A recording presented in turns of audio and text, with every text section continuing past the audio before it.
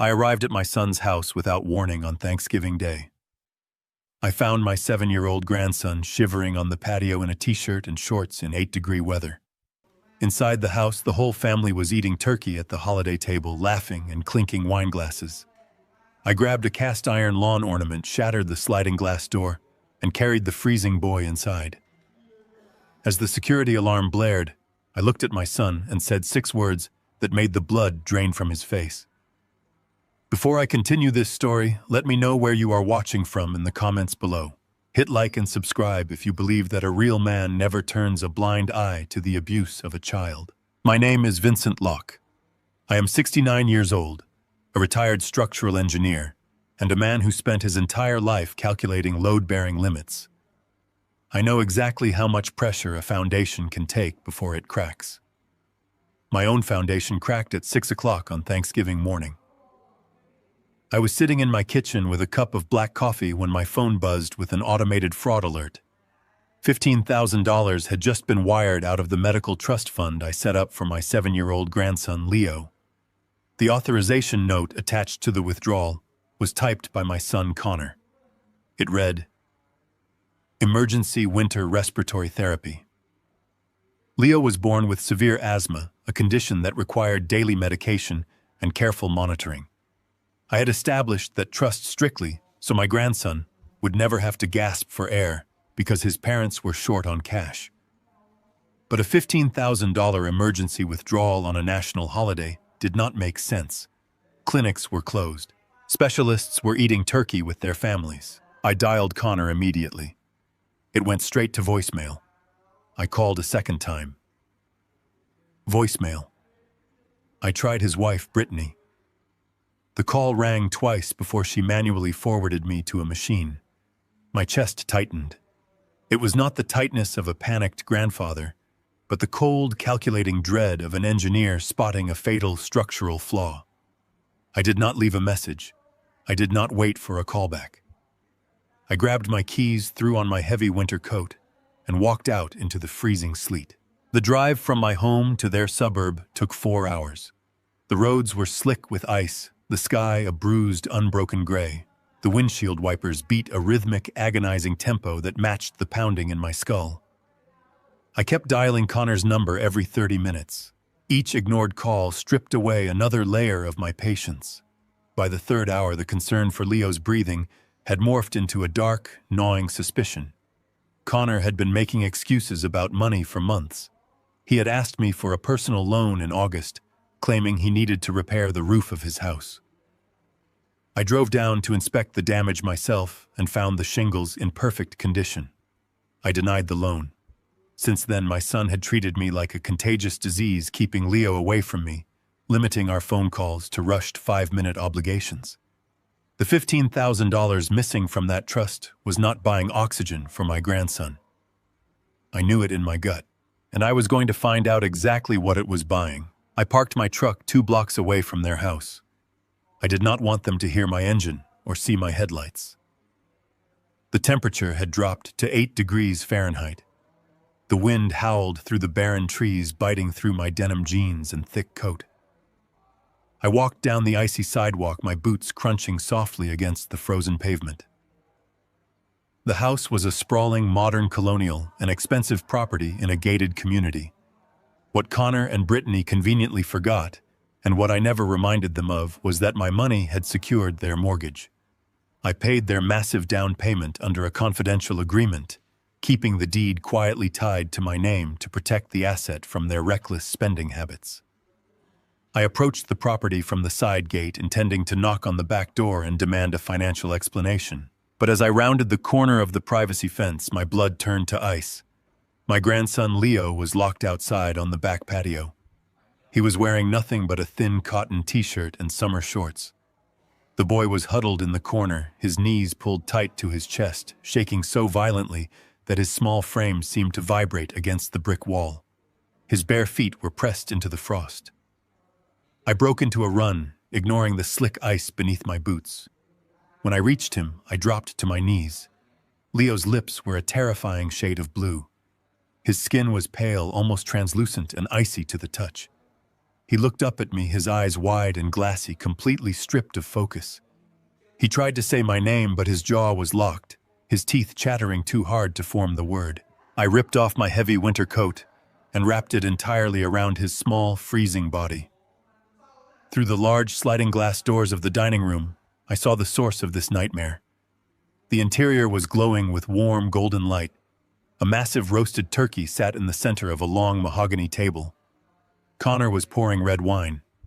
Brittany was laughing, tossing her head back.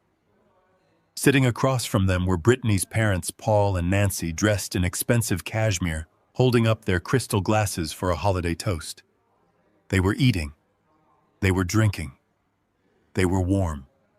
And my grandson was freezing to death less than 20 feet away. I pounded my fist against the glass, screaming Connor's name. None of them turned. The glass was double-paned and heavily insulated, shutting out the wind and my voice. The patio door handle was locked from the inside. A searing, uncontrollable rage ignited in my chest. I did not hesitate. I grabbed a heavy cast-iron lawn ornament from the edge of the patio, lifted it above my head, and slammed it directly into the center of the sliding glass door. The glass shattered with an explosive, deafening crash, raining sharp fragments onto the hardwood floor inside. The home security alarm instantly triggered, sending a piercing, high-pitched siren echoing through the neighborhood. I kicked away the remaining jagged shards of glass in the frame, scooped Leo up into my arms, and stepped right through the ruined doorway into their pristine dining room. Connor dropped his wine bottle. The red liquid spilled across the white linen tablecloth like a bleeding wound. Brittany shrieked, jumping out of her chair and clutching her chest. Paul and Nancy froze, their arrogant smiles wiped clean, replaced by absolute shock. The blaring security siren masked the heavy silence of the room for a few seconds, until Connor lunged toward the keypad on the wall and punched in the disarm code. The alarm cut off, leaving a ringing silence broken only by the crunch of broken glass under my boots and the ragged, shallow breathing of my grandson pressed against my chest. Connor spun around to face me, wiping a smear of gravy from his chin. His eyes darted from the shattered door to me, then down to Leo, wrapped in my coat. He took a step forward, raising his hands in a frantic, defensive gesture. "Dad, what the hell are you doing?" he shouted, his voice cracking with artificial outrage. "You broke my door. You can't just break into my house." I stared at him, feeling the absolute weight of his failure as a father. "Why was my grandson locked outside in 8-degree weather, Connor?" I asked. My voice did not rise. It was flat, lethal, and quiet. Brittany stepped forward, crossing her arms defensively. "He was throwing a massive tantrum," she snapped, rolling her eyes as if I were the unreasonable one. "He refused to eat the sweet potatoes, started screaming, and was completely ruining the holiday aesthetic for my parents. We just put him on the patio for a 5-minute timeout to teach him a lesson. 5 minutes." Leo's skin was like ice. His core temperature had plummeted. He had been out there for at least half an hour, completely forgotten, while they guzzled wine and celebrated their own vanity. Paul, Brittany's father, scoffed from his seat. "See here, Vincent," he said, adopting an authoritative tone. "You don't just invade another man's property over a simple disciplinary measure. You need to pay for that window and leave." I tightened my grip on Leo. The boy buried his cold face into my shoulder, his small hands clutching the fabric of my shirt. I looked at Paul, then at Brittany, and finally locked eyes with my son. Connor tried to puff out his chest, trying to reclaim some semblance of authority in a room he had just desecrated. "Dad, put my son down," Connor demanded, stepping closer. "You are overreacting. You need to leave right now." I let the silence hang in the air for exactly 3 seconds. I wanted him to feel the absolute certainty of his own destruction. I shifted Leo's weight, looked Connor dead in the eye, and delivered the 6 words that would end his life as he knew it. "The house is mine. Get out." The blood instantly drained from Connor's face. His jaw went slack. Brittany let out a confused scoff, looking at her husband for reassurance. But Connor was paralyzed. He knew exactly what I meant. He knew the deed was safely locked in my vault. I did not wait for his pathetic rebuttal. I turned my back on the lavish table, the spilled wine, and the shattered glass, and carried my grandson straight out the front door. The icy wind hit my face, but I did not stop. I walked down the driveway toward my truck. Connor came sprinting out of the house behind me, slipping on the frost, his voice rising in high, panicked shrieks. "You cannot take him," he screamed, waving his arms wildly. "That is kidnapping. Put him down, or I swear to God I am calling the cops." I ignored him. I opened the passenger door of my truck, placed Leo gently inside, and turned the heater on full blast. I shut the door, walked around to the driver's side, and got in. Through the windshield, I saw Connor standing in the middle of the street, in his expensive sweater, dialing 911 on his cell phone, shouting into the receiver that an armed man was abducting his child. I put the truck in drive, the tires gripping the ice, and drove away, leaving my son to realize that he had just declared war on the only man holding the keys to his entire existence. The tires of my truck fought for traction against the sleet as I tore out of the gated community. I kept the heater blasting on its maximum setting, the vents roaring with hot air, but the cabin remained desperately cold. Beside me in the passenger seat, my 7-year-old grandson Leo was swallowed up by my heavy winter coat. He was no longer shivering violently, and that terrified me more than anything else. As an engineer, I know that when a system stops vibrating under extreme stress, it means the foundation is failing. The human body is no different. When the shivering stops in freezing temperatures, hypothermia has breached the core. I kept one hand on the steering wheel, gripping the leather until my knuckles ached, and rested my other hand firmly on Leo's chest. I needed to feel the rise and fall of his lungs. The rhythm was shallow, ragged, and accompanied by a wet, rattling wheeze that made the blood pound in my ears. I kept my eyes locked on the treacherous road ahead, my mind operating with cold, mechanical precision. The hospital was exactly 4.2 miles away. At my current speed, factoring in the ice slicks and the reduced visibility of the storm, I calculated an arrival time of exactly 7 minutes. Every second felt like an eternity. The image of the dining room I had just left burned itself into my retinas. The golden light, the roasted turkey, the crystal wine glasses, Connor and Brittany laughing with her wealthy parents, while my grandson was locked on the other side of a glass door, his bare feet freezing to the concrete patio. They had placed him out there for a timeout to preserve their holiday aesthetic. They had discarded him like an inconvenient piece of furniture. The glaring red emergency sign of the hospital finally breached the gray sleet. I ignored the visitor parking lot and drove my truck directly onto the ambulance loading ramp, throwing the transmission into park and leaving the engine running. I threw open the driver's side door, ran around the hood, and pulled Leo into my arms. He felt dangerously light, his limbs terrifyingly limp. I kicked the automatic sliding doors to force them open faster and rushed into the blinding fluorescent glare of the emergency room lobby. "I need a trauma team right now," I shouted, my voice cutting through the quiet holiday murmur of the waiting room. The triage nurse took one look at the blue tint of Leo's lips and the waxy pallor of his skin, and slammed her hand down on a red button beneath her desk. Instantly, the heavy double doors leading to the emergency ward swung open. A team of 3 nurses and a doctor rushed forward with a gurney. I laid my grandson down onto the stiff mattress. They immediately stripped away my oversized coat, revealing his thin cotton t-shirt and summer shorts. The stark reality of his clothing under the harsh hospital lights made the cruelty of what my son had done completely undeniable. "Severe hypothermic exposure," the lad doctor announced, moving his stethoscope across Leo's chest. "Core temperature is dropping. Get heated intravenous fluids ready and bring me the warming blankets."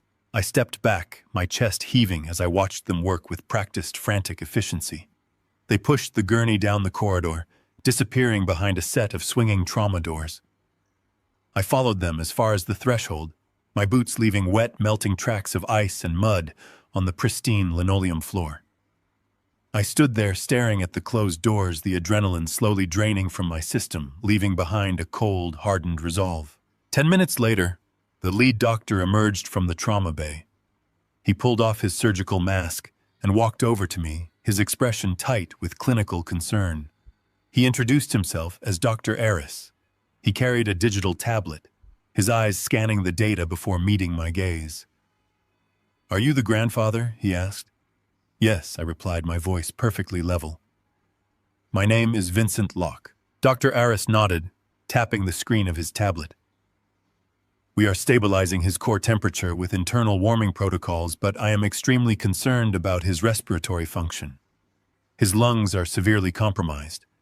The cold air exposure has triggered a massive bronchial constriction, but it sounds much deeper than just a reaction to the weather." "Does the boy have a history of chronic respiratory issues?" "Yes," I answered immediately. "He was born with severe asthma. He requires daily nebulizer treatments and specialized steroid inhalers to keep his airways open. His condition requires constant meticulous management." Dr. Aris frowned, his brow furrowing as he looked back down at his tablet. "That does not align with what I am seeing. We drew his blood for a comprehensive panel when he came in. There are absolutely no traces of maintenance corticosteroids in his system. If he has been prescribed daily preventative therapy, he has not received a single dose in weeks, possibly months. His airways are highly inflamed, indicating long-term neglect of the condition." "When was his last treatment?" The words hung in the air, heavy and suffocating. A massive, devastating puzzle piece clicked into place inside my mind. I reached into my pocket, pulled out my smartphone, and opened my banking application. I navigated to the secure trust account, the very account I had established the day Leo was born. It was a restricted medical trust designed to ensure that no matter what financial disasters Connor and Brittany brought upon themselves, my grandson would always have his prescriptions covered. I held the phone up so the doctor could see the screen. At 6:00 this morning, I received an automated fraud alert from my bank. $15,000 was wired out of this exact medical trust. The authorization note attached to the transfer, submitted by my son, explicitly stated the funds were required for emergency winter respiratory therapy for Leo. Dr. Aris stared at the screen, his clinical detachment faltering for a fraction of a second. He looked from the $15,000 withdrawal to my face. "Mr. Locke," the doctor said quietly, his voice laced with sudden understanding. "I can assure you with absolute medical certainty that no money has been spent on this child's respiratory care in a very long time. His lungs are fighting a battle he should have been medicated for months ago. Whoever took that money did not use it to buy his oxygen." I turned my phone off and slid it back into my pocket. I did not need to scream or rage. The structural failure of my son's lies was completely mapped out before me. Connor had bypassed the security of a restricted trust fund on Thanksgiving morning, claiming a medical emergency that did not exist while simultaneously locking the very child he claimed to be treating outside in the freezing sleet. He had stolen the money. He had neglected the boy. And he had underestimated his father. I need you to document everything I told the doctor. Every trace of frostbite. Every missing microgram of medication in his bloodstream. I want a full toxicological and physical report printed and signed." Dr. Aris nodded grimly. "As a mandated reporter, I already have to document this level of neglect. I will have the complete file ready." The doctor turned and walked back through the swinging doors to tend to Leo. I walked over to a row of plastic waiting room chairs and sat down. The silence of the hospital lobby felt heavy, pressing against my shoulders. I unzipped my jacket, feeling the damp chill of the melted ice soaking through my shirt. I closed my eyes and began calculating my next maneuver. I needed to lock down my finances entirely. I needed to sever Connor from every asset I owned. Before I could formulate the exact sequence of phone calls, I needed to make the automatic sliding glass doors of the emergency room lobby hissed open. A blast of freezing air swept into the room, carrying with it the static crackle of a police radio. I opened my eyes. 2 municipal police officers stepped through the entrance. They were broad-shouldered men, their heavy winter uniforms dusted with snow. They did not proceed to the reception desk. They stood just inside the doorway, their eyes scanning the sparse waiting area with intense predatory focus. It did not take them long to spot me. I was the only person sitting alone in the trauma waiting sector, my boots muddy, my clothes disheveled. The officers exchanged a brief confirming glance before stepping forward in unison. They crossed the linoleum floor with heavy, deliberate strides. As they approached, I watched their hands drop simultaneously to rest on their dark leather utility belts, their fingers hovering just inches from their weapons. It was a tactical maneuver, an aggressive posture designed to establish immediate dominance over a hostile threat. "Vincent Locke," the lead officer asked. His voice was loud, echoing off the bare walls of the lobby, carrying the unmistakable edge of an impending arrest. I remained seated. I did not raise my hands, nor did I shrink back into the plastic chair. I looked up at him, maintaining the same level, calculating gaze I used when inspecting a fracturing steel beam. "Yes, I am Vincent Locke. Step away from the pediatric ward and stand up slowly," the officer commanded, his jaw set in a hard line. "We received an emergency 911 dispatch from a Connor Locke. He reported a violent home invasion and the forceful abduction of a 7-year-old child. You are currently the primary suspect in a kidnapping. Do exactly as I say, or you will be detained by force." The air in the room thickened. The trap my son had set was snapping shut, relying on the sheer panic of a false police report to discredit me before I could expose him. But Connor had made a massive miscalculation. He assumed I would react emotionally. He assumed I would fight the police and look exactly like the deranged, violent intruder he claimed I was. He forgot that I am a man who builds foundations designed to withstand earthquakes. I do not break under pressure. I use it.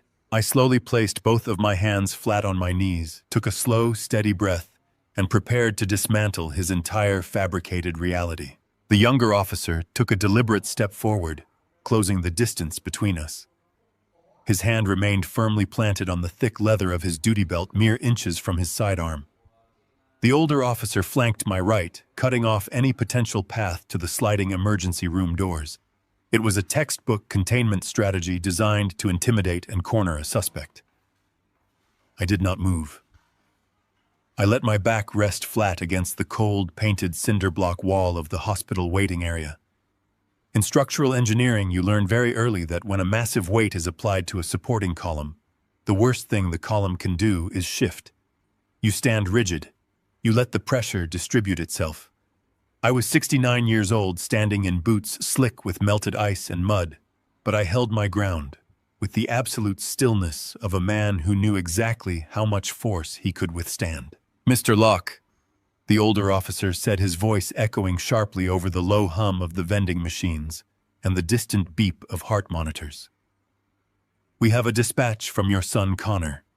He stated that you shattered his glass patio door, engaged in a violent altercation, and forcefully removed his 7-year-old child from the premises. He is pressing kidnapping charges and requesting an immediate Amber Alert. I need you to put your hands where I can see them and step away from the corridor leading to the pediatric ward." I looked at the older officer. His name tag read Officer Gibson. I raised my empty hands, slowly keeping my palms open and visible. I did not raise them in surrender. I raised them as a gesture of absolute transparency. "Officer Gibson," I said, keeping my voice entirely devoid of panic or breathlessness. I am going to reach very slowly into my front left coat pocket. I am not reaching for a weapon. I am reaching for my cell phone. It contains the exact reason I broke into that house, and the exact reason I brought my grandson directly to a trauma center instead of driving away.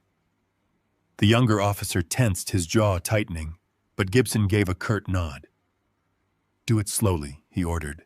I slid my hand into the damp fabric of my coat pocket and extracted the phone. I unlocked the screen with my thumb. The device was already open to the banking application, displaying the urgent notification that had torn me from my kitchen earlier that morning.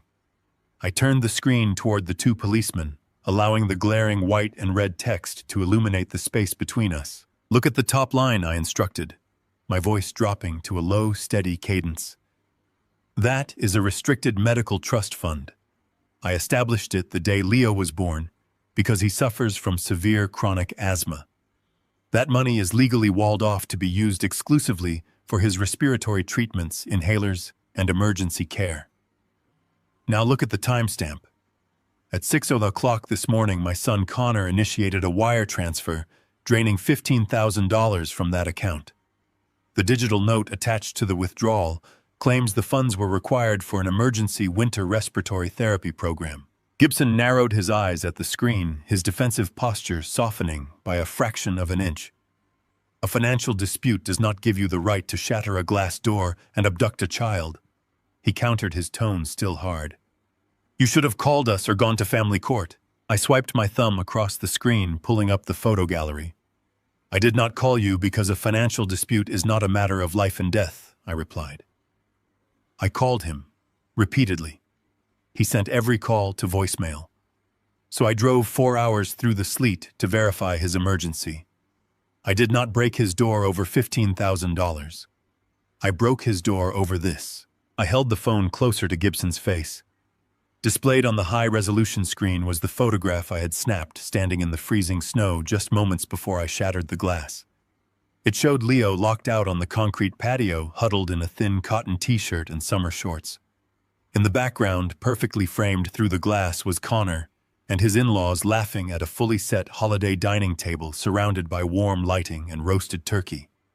The contrast was not just cruel, it was monstrous. The younger officer leaned in to look at the screen. The air in the waiting room seemed to instantly freeze. The aggressive tactical tension radiating from the two men evaporated, replaced by a sudden chilling realization. They were looking at an image of a child whose skin was pale blue, shivering violently in the frost, while his parents drank expensive wine less than 10 feet away. The timestamp on that photograph is from 45 minutes ago, I told them, tapping the bottom corner of the image. The outside temperature was exactly 8 degrees. He had been locked out there long enough for hypothermia to breach his core. They put him outside because he would not eat his sweet potatoes. They called it a timeout to preserve their holiday dinner. So yes, Officer Gibson, I threw a cast-iron lawn ornament through their door. I took the boy. I wrapped him in my coat, and I drove him straight to this emergency room. If that meets the statutory definition of kidnapping, then you can place me in handcuffs right now. But I suggest you ask yourself why a kidnapper would bypass the state line and drive his victim directly into the arms of the nearest pediatric trauma team. Gibson stared at the screen for a long time. The rigid set of his shoulders dropped. He looked at his partner, exchanging a silent, heavy communication that required no words. The dynamic of the entire room shifted entirely. The pressure point had moved from me directly onto the man who had dialed 911. Before Gibson could formulate a response, the heavy double doors leading to the trauma ward violently swung open, hitting the magnetic stops with a loud metallic crack. Dr. Aris strode into the waiting room. His white coat was wrinkled, his stethoscope hung haphazardly around his neck, and his face was set in an expression of absolute clinical fury. He held a stack of freshly printed laboratory results in his hand. He stopped abruptly when he saw the two officers flanking me. He did not look intimidated. He looked like a man who had just found the exact audience he needed. Are you the officers responding to the incident at the Locke residence? Dr. Aris demanded, his voice carrying the sharp, undeniable weight of medical authority. Yes, Dr. Gibson said, turning his attention away from me. We are investigating a reported abduction. There is no abduction, Dr. Aris snapped, waving the printed papers in the air. What we have is a catastrophic case of medical and physical neglect. I just pulled the boy's core temperature up to a safe threshold, but that is the least of our problems right now. Mr. Locke here told me the boy has a history of severe asthma requiring daily maintenance medication. I nodded, keeping my eyes locked on the doctor. Connor claimed the $15,000 he took this morning was for advanced respiratory therapy. Dr. Aris turned to the officers, his eyes burning with a cold, furious intensity. We ran a full comprehensive blood panel on the boy when he arrived. I needed to know his baseline to administer the correct countermeasures for the hypothermia and the bronchial spasms. Gentlemen, there is absolutely zero trace of any daily corticosteroid in that child's bloodstream. None. Zero. A child with his level of chronic asthma should show steady cumulative levels of maintenance medication. The complete absence of these compounds means this boy has not been given a single dose of his prescribed medication in weeks, possibly months. The younger officer pulled out a notepad, clicking his pen with a sharp snap. Are you saying the parents have been denying him medical care? I am saying his lungs are severely inflamed from chronic unmanaged stress, Dr. Aris stated flatly. The cold exposure today triggered a massive respiratory event, but his airways were already compromised by long-term neglect. Whoever has been responsible for filling his prescriptions and administering his daily doses has completely abandoned that duty. If Mr. Locke had not brought him in today, the combination of the freezing temperature and his unmedicated lungs would have sent him into a fatal respiratory arrest before the sun went down. I stood completely still, letting the immense weight of those words settle over the two police officers. Connor had not just left his son out in the cold. He had been systematically denying him life-saving medication for months, while simultaneously draining a restricted medical trust fund, claiming to be paying for advanced treatments. The $15,000 was gone, but not a single dime of it had gone into Leo's lungs. Gibson slowly reached up and keyed the radio microphone on his shoulder. Dispatch, this is Unit 4. Suspect is located at the hospital. Suspect is fully cooperative. Cancel the Amber Alert. We are pivoting the investigation. I need you to dispatch a secondary unit to the Locke residence immediately. Secure the parents. Do not let them leave the premises. We are opening a criminal investigation for severe child endangerment and medical neglect. The radio crackled with a confirmation. Gibson released the microphone and turned back to me. His eyes no longer held the aggressive glare of an arresting officer. They held the grim, respectful acknowledgement of a man who suddenly realized he was standing next to the only person who had done the right thing. Mr. Locke Gibson said, his voice low and deadly serious. I am going to need you to email me that photograph and the banking notification right now. Your son called us hoping we would arrest you before you could talk. He is about to find out that calling the police was the biggest mistake he ever made. I did not smile. There was no victory in this moment, only the cold, necessary execution of justice. I unlocked my phone and prepared to send the evidence that would tear Connor's life down to the studs. The foundation of his lies had cracked under the pressure of the truth, and I was going to ensure the entire structure collapsed right on top of him. But before I could hit send, the automatic doors of the emergency room slid open again, and the distinct sound of Connor's panicked voice echoed into the lobby, signaling that the battle had come directly to my doorstep. The automatic doors of the emergency room slid open with a sharp, mechanical hiss. A gust of freezing wind invaded the lobby, bringing with it the chaotic arrival of my son and his new family. Connor marched through the entrance first, his face flushed red with a mixture of cold and manufactured outrage. Brittany followed closely behind him, her hands dramatically covering her face as she forced out loud, theatrical sobs that echoed off the sterile white walls. Flanking them like a hired bodyguard was Paul, Brittany's father. He was still wearing his tailored cashmere sweater from the Thanksgiving table, his posture rigid with the arrogant entitlement of a man who firmly believed his wealth could bend reality to his will. They looked completely absurd. They were dressed for a luxury catalog photo shoot, storming into a public trauma center as if they were demanding to speak to a restaurant manager about a cold appetizer.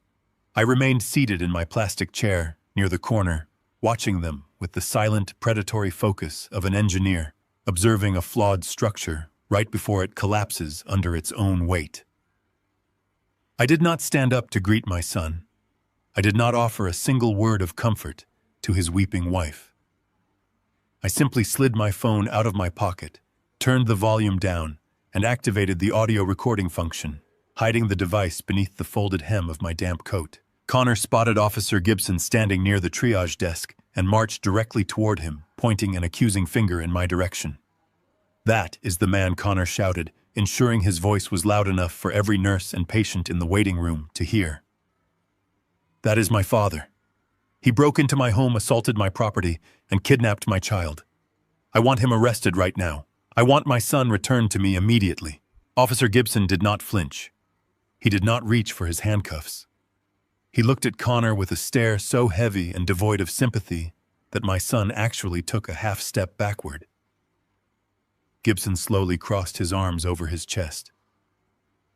"Mr. Locke," the officer said, his voice dropping to a low, dangerous octave, "I suggest you lower your voice and step back from the desk.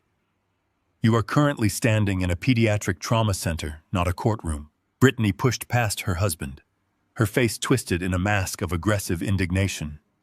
"How dare you speak to him that way?" she shrieked, slamming her designer handbag onto the reception counter. "Our son was stolen from our dining room. We demand to see Leo right this second. Bring me the doctor in charge. We are taking our boy home and we are pressing maximum charges against that lunatic sitting in the corner." Paul stepped forward, placing a heavy manicured hand on Connor's shoulder, physically moving his son-in-law aside so he could take control of the negotiation. Paul was a commercial real estate developer. He was accustomed to bullying city planners and buying off zoning inspectors. He looked at the charge nurse behind the protective glass of the reception desk, pulled a sleek leather wallet from his breast pocket, and leaned in close. "Listen to me very carefully," young lady, Paul said, his voice dropping to a conspiratorial, oily whisper. "I know how these misunderstandings happen. My son-in-law's father is elderly. He gets confused. He overreacted to a simple disciplinary timeout. This entire situation is a massive embarrassment, and we would like to resolve it privately before it becomes a legal headache for this hospital." The charge nurse stopped typing on her keyboard. She looked up at Paul, her expression entirely unreadable. "Excuse me, sir," she asked quietly.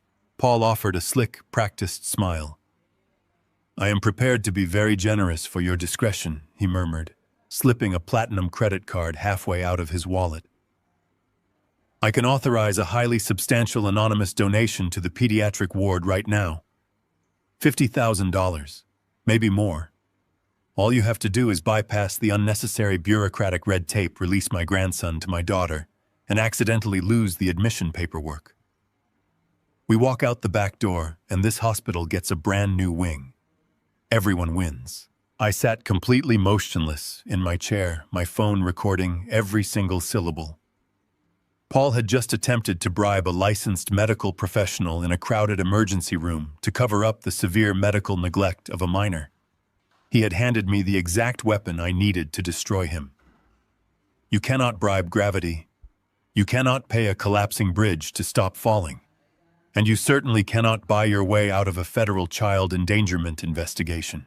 Before the charge nurse could even formulate a response, the heavy double doors of the trauma ward swung open. Dr. Aris marched out into the lobby. He was no longer alone. Walking directly beside him was a stern, sharply dressed woman carrying a thick clipboard and wearing a laminated state identification badge around her neck. Dr. Aris stopped in front of the reception desk, his eyes burning with clinical fury as he looked at Paul, Brittany, and finally at Connor. "Are you the biological parents of the 7-year-old boy currently fighting for breath in my trauma unit?" The doctor demanded, his voice ringing with absolute authority. Connor stiffened, trying to puff out his chest. "Yes, I am his father, and I demand that you discharge him into my custody immediately. My father is mentally unstable and took him without our permission." The woman with the clipboard stepped forward, cutting Connor off before he could utter another lie. "My name is Agent Vance," she said, her voice completely devoid of emotion. "I am a senior investigator with the Department of Child Protective Services. Your son is not being discharged to you, Mr. Locke. In fact, effective immediately, you and your wife are legally barred from coming within 500 feet of his hospital room." Brittany gasped, her hands flying to her mouth. "You cannot do that," she shrieked, turning to her father for help. "Tell them they cannot do that." Agent Vance opened her clipboard, pulling out a freshly printed document bearing an official state seal. "I assure you, ma'am, I have already done it. We received a direct emergency mandate from the presiding judge just 3 minutes ago. Dr. Aris provided us with the child's toxicology report and physical assessment. Your son is suffering from severe hypothermic exposure. Furthermore, his blood work proves he has been entirely deprived of his prescribed life-saving respiratory medication for an extended period." Connor swallowed hard, the color completely draining from his face. A thin sheen of nervous sweat broke out across his forehead. "There is a mistake," he stammered, looking frantically around the room. "We buy his medicine every month. We just withdrew $15,000 from his medical trust today for a specialized winter therapy program. Ask my father.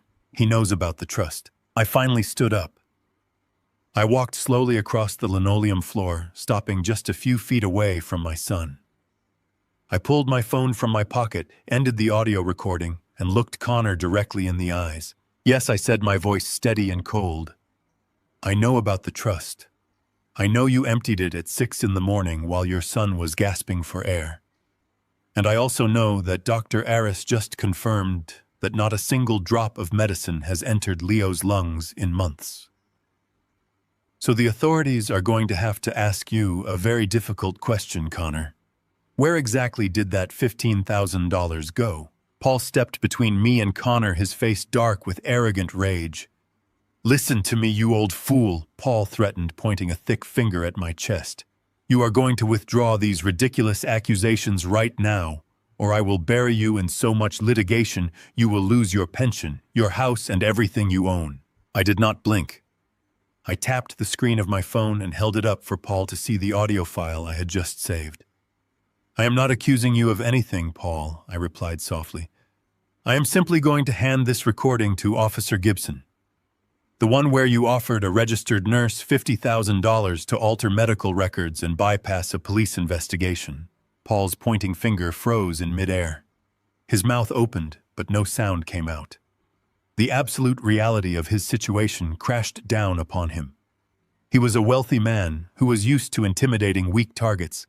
He had never been backed into a corner where his money was not just useless, but actively serving as the instrument of his own legal destruction. Agent Vance turned to Officer Gibson. "Officer, please remove these individuals from the hospital premises immediately. If they attempt to access the trauma ward, you have my authorization to detain them for interfering with an active child protective investigation." Brittany lunged forward, her voice pitching into a hysterical wail. "You cannot keep my baby from me. I am his mother. You cannot give him to that old man." Agent Vance looked at Brittany with a stare so chilling, it silenced the room. "You lost the right to call yourself a mother the moment you locked an asthmatic child outside in freezing temperatures while you drank wine," she stated flatly. "The state has assumed emergency custody of the minor. He will remain under the temporary guardianship of his grandfather, Mr. Vincent Locke, who is the only adult in this family who actually acted to preserve his life today." Connor looked at me, his eyes wide with a terrifying hollow panic. The arrogant son, who had dismissed me as a senile nuisance just an hour ago, was entirely gone, replaced by a desperate, ruined man. "Dad, please," he begged, his voice cracking, as Officer Gibson grabbed him firmly by the elbow. "You cannot do this. We will lose everything. Please, just tell them it was a misunderstanding." I looked at the boy I had raised. I looked at the man who had stolen from his own child, lied to my face, and tried to strip away my freedom to save his own skin. A structural engineer knows that you cannot patch a crumbling foundation. You cannot pour new concrete over rotten rebar. You have to tear the entire building down to the dirt and start over. "I have nothing left to say to you," I told him, turning my back and walking toward the double doors of the trauma ward. I left them screaming in the lobby as the police escorted them out into the freezing storm. The trap had closed perfectly, but I knew the war was far from over. Connor and Paul would try to hire ruthless lawyers to bury me in paperwork and reclaim the narrative.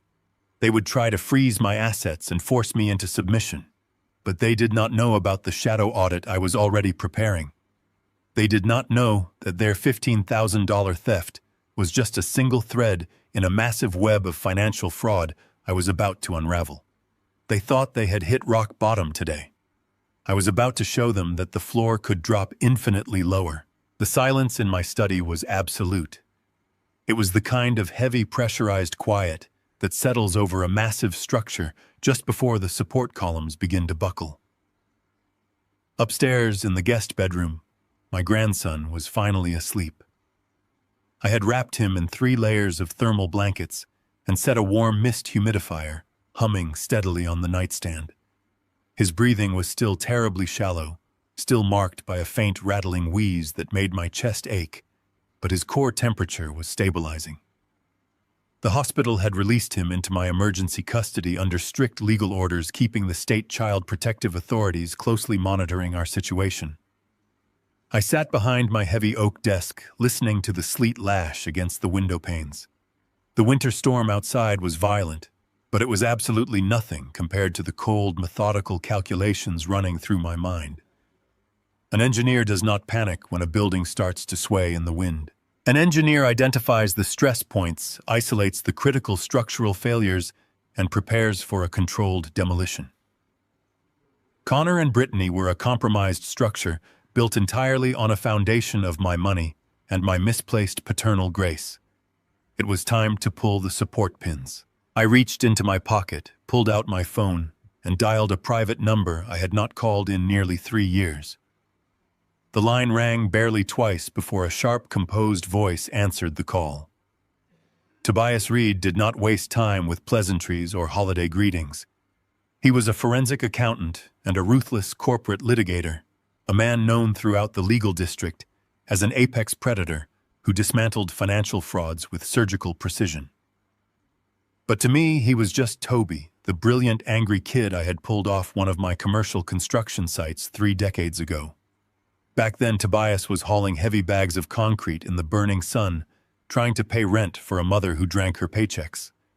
I saw the extraordinary way his mind worked, the way he calculated complex load distributions in his head faster than my veteran site managers.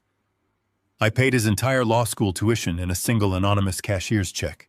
I never asked for a single dime in return, only that he used his brilliant mind to build something unbreakable. He had built a legal empire, and his fierce loyalty to me was the one currency he valued above all else. Vincent Tobias said, his voice dropping into a low register of absolute professional attention. "You do not call my direct line on a national holiday unless the sky is falling." "The sky fell this morning, Tobias," I replied, keeping my voice as level and precise as a spirit gauge. "I need you to initiate a total financial lockdown immediately. Every trust account, every joint holding, every line of credit with my signature attached to it. Freeze it all right now. Cut off their oxygen." I heard the rapid, aggressive clatter of a mechanical keyboard on the other end of the line. Tobias did not ask me to explain my emotions. He did not offer empty sympathies or ask for pointless details. He simply went to work executing my commands with terrifying efficiency. "Consider it done," he stated, the sound of his typing echoing like distant gunfire. "I am executing a hard freeze across your entire asset portfolio. The banking institutions will lock down within the next 60 seconds. No withdrawals, no wire transfers, no liquidations of any kind. Vincent, I am looking at the administrative dashboard for the restricted medical trust fund you established for your grandson Tobias," said his tone shifting into something dangerously sharp. "I see a wire transfer initiated at 6 o'clock this morning. $15,000 was pulled out under an emergency medical authorization." "That was Connor," I said, staring at the white frost creeping up the edges of my window pane. "He claimed Leo needed immediate winter respiratory therapy." "Tobias, I found my grandson locked on a concrete patio in 8-degree weather, wearing nothing but a t-shirt. His lungs were seizing. The trauma doctor confirmed he has not had a single dose of his prescribed asthma medication in months." The rapid typing on the other end of the line stopped instantly. A deadly, terrifying silence stretched across the cellular connection. When Tobias finally spoke, the professional detachment was completely gone, replaced by a cold, lethal fury on my behalf. "He is your blood, Vincent," Tobias murmured quietly, "but I am going to deeply enjoy tearing him apart. Let me trace that wire transfer right now. Give me exactly 2 minutes to bypass the holiday holds and pull the routing data from the receiving financial institution." I sat in the dark, listening to the rhythmic ticking of the antique grandfather clock in the corner of my study. Every solitary tick was another second my grandson had spent freezing on that icy patio. Every tick was another arrogant lie my son had told, looking me directly in the eye. For 35 years, I had provided everything for Connor.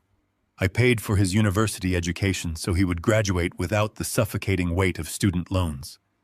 I bought him his first reliable vehicle so he could safely drive to his corporate interviews.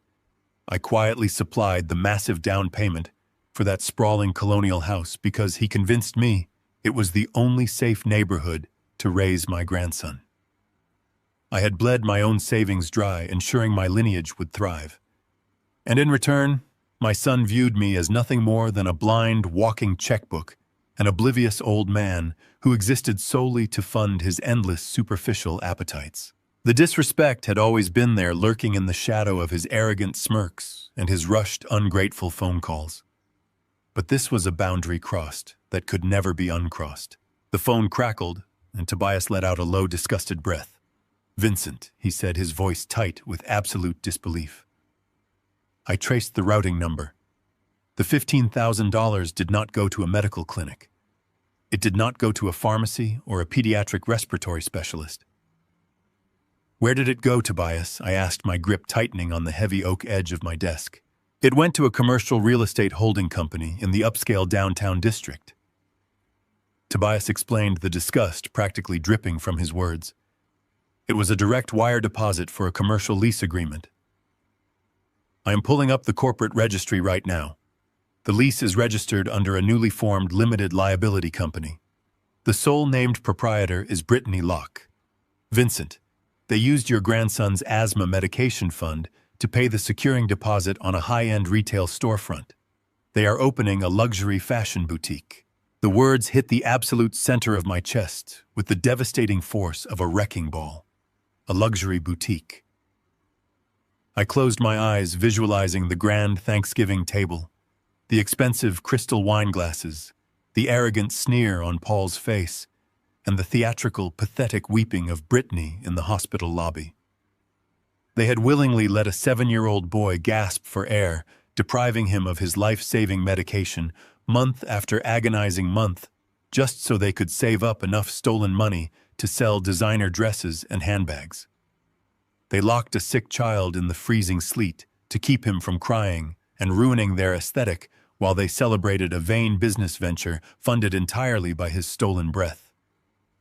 My anger crystallized, hardening from a hot, burning rage into an unbreakable diamond of pure retribution. "Do not alert the bank to the wire fraud." Yet I instructed, opening my eyes to the dark room. "Leave the money sitting in the commercial holding account. If we pull the funds back right now, they will simply claim it was a banking error and try to walk away. I want them to sign the final lease agreement. I want them completely legally locked into that massive financial liability." Tobias understood the tactical brilliance immediately. "You want them to hang themselves with their own fraudulent rope," he said, a dark satisfaction weaving into his tone. "Exactly," I replied. "We are going to unearth every single financial sin they have committed. Dig into everything, Tobias. Find the rot." The revelation of this boutique deposit hung in the quiet air of my study. Tobias was breathing heavily through the phone receiver, the sound of his suppressed anger vibrating across the cellular connection. But I did not feel the fiery, blinding rage that usually accompanies a betrayal. My mind had shifted into a state of absolute freezing clarity. An engineer understands that a surface crack is never just a surface crack. When a foundation begins to shift, the visible damage is only a fraction of the structural failure hiding beneath the drywall. Connor had stolen $15,000 from a medical trust. That was a desperate, sloppy maneuver. It meant he was bleeding cash elsewhere. It meant the structural rot went much deeper than a single unauthorized wire transfer. I walked over to the tall windows of my study. The sleet was turning into a heavy driving snow, burying the front lawn in a thick blanket of white. I watched the frozen branches of the oak tree bending under the weight of the ice. "Tobias," I said, my voice cutting through the silence of the room. "Keep digging. A man who steals from his freezing child to fund a luxury storefront does not stop at $15,000. I want you to pull the municipal property records for the colonial house." There was a brief pause on the line. "Vincent, I established the deed for that property myself," Tobias replied, his tone shifting into rapid calculating efficiency. "We bound the title entirely to your name to protect the asset from your son's liabilities. He does not have the legal authority to borrow against it or alter the equity. I know how we built it, I told him. But I also know that Connor has been living inside that house for 4 years, pretending he owns the walls around him. Arrogance breeds absolute stupidity. Check the municipal registry. I need to know the exact load-bearing status of that property. I listened to the rapid, aggressive striking of the keyboard as Tobias accessed the secure county databases. The ticking of the grandfather clock in my study seemed to synchronize with his keystrokes. For 2 entire minutes, neither of us spoke. The silence stretched, pulling tighter and tighter, until I heard the sudden, sharp intake of breath on the other end of the line. The typing stopped entirely, Vincent Tobias whispered. His voice was completely stripped of its usual unshakable confidence. It was hollow, echoing with a profound, sickening disbelief. "What is it?" I asked, keeping my posture completely rigid. "There is a lien on the property." Tobias said, the words falling from his mouth like heavy stones. "A massive encumbrance. A second mortgage was executed exactly 90 days ago. The bank disbursed a lump sum of $250,000 against the equity of the house."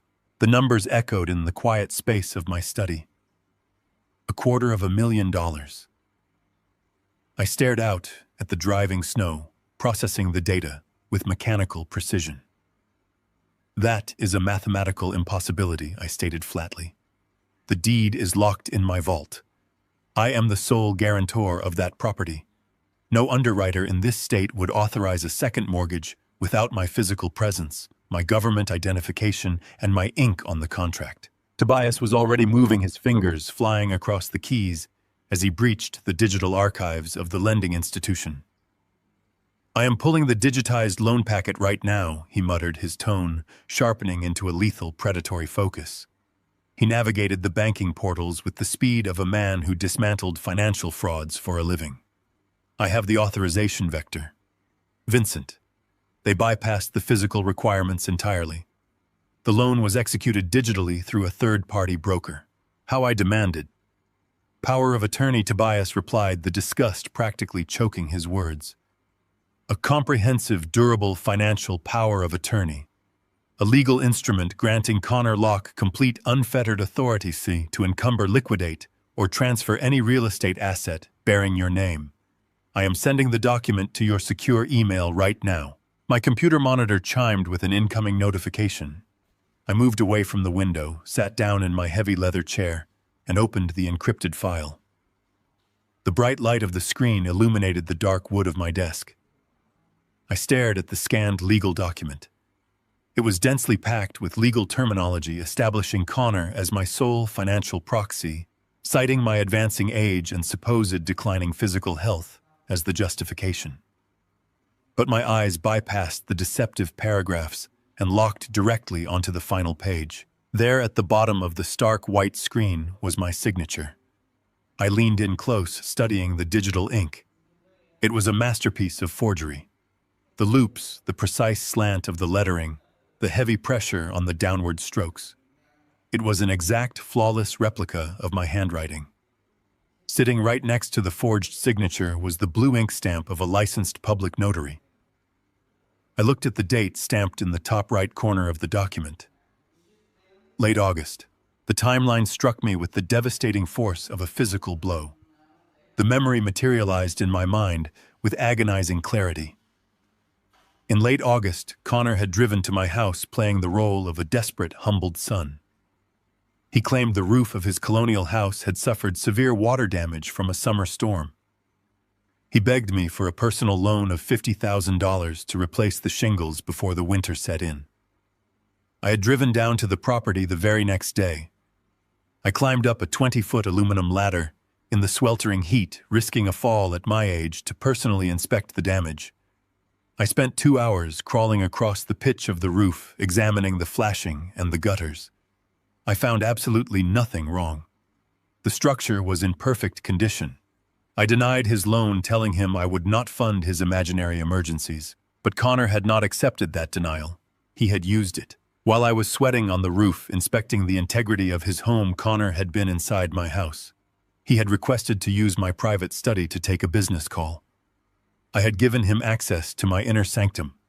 He had spent those 2 hours digging through my filing cabinets, pulling out old tax returns, canceled checks, and original blueprints. He had stolen my signature. He had sat at my own desk practicing the curves of my name while I was risking my neck trying to protect his family from the rain. The sheer absolute magnitude of the treachery settled over me like a suffocating shroud. Connor was not just a negligent father who had made a few selfish financial mistakes. He was a predator. He had orchestrated a $250,000 extraction, knowing exactly what it would do to me. He and Brittany had siphoned the massive loan into offshore accounts, likely fueling her vanity boutique and whatever luxury debts they had accumulated. But the money was not the true horror. The true horror was the load-bearing reality of the debt. Connor had defaulted on the loan intentionally. He was making no payments. I could see the delinquency notices accumulating in the bank ledger Tobias was reciting over the phone. Connor planned to let the mortgage completely collapse. He planned to let the bank foreclose on the property, knowing that the massive fraudulent debt would default directly onto my shoulders. He was going to bleed my life savings dry, shatter my immaculate credit, and leave his own father completely bankrupt and homeless in the final years of my life. He wanted to destroy me. Vincent Tobias said, his voice breaking through the heavy silence in my study. We need to deploy the nuclear option right now. I am drafting an emergency injunction to send to the federal banking authorities. I will contact the district attorney and have Connor and Brittany arrested for first-degree wire fraud, identity theft, and grand larceny. I can have a fleet of patrol cars waiting for them outside their hotel by midnight. We dropped the hammer immediately. I stared at the forged signature on my monitor. The blue notary stamp mocked me, a symbol of how easily a lifetime of honest labor could be hijacked by a greedy parasite. The fury burning in my chest did not erupt into a screaming demand for vengeance. It condensed. It compressed itself into a cold, unbreakable pillar of tactical execution. No, I said quietly. My voice was completely steady, stripped of all warmth. Tobias stopped typing. The silence on the line was thick with confusion. Vincent, this is federal fraud. If we do not alert the bank immediately, you are legally exposed to $250,000 in liabilities. They are trying to bury you. I know exactly what they are trying to do, Tobias, I replied, leaning back in my chair. But an engineer does not detonate the explosive charges while the enemy is standing outside the blast radius. If we alert the bank right now, Connor will immediately play the victim. He will hire aggressive defense attorneys. He will claim I gave him verbal permission to sign the document because of my failing memory. He will drag this out in the court system for years, hiding behind the guise of a misunderstanding. I will not give him the luxury of a legal defense. I will not allow him a single inch of maneuvering room. What are you commanding me to do? Tobias asked, the dark realization slowly dawning in his tone. I want you to leave the trap exactly as they set it, I instructed, my eyes locked on the driving snow outside the window. Do not alert the banking authorities. Do not freeze the fraudulent mortgage account. Let Connor and Brittany believe their brilliant scheme is functioning perfectly. Let them believe I am completely oblivious to the $250,000 sitting in their offshore holding company. Vincent, that is an incredibly dangerous tactical gamble, Tobias warned, though I could hear the ruthless admiration bleeding into his voice. If you let this mortgage stand, you are weaponizing a loaded gun pointed directly at your own head. I am pointing the gun, Tobias, I corrected him coldly. I am simply refusing to pull the trigger until the barrel is pressed directly against my son's chest. We are going to use this forged power of attorney as the absolute fulcrum of their destruction. Connor thinks he has anchored a massive chain around my neck, but he has actually handed me the exact lever I need to collapse his entire existence.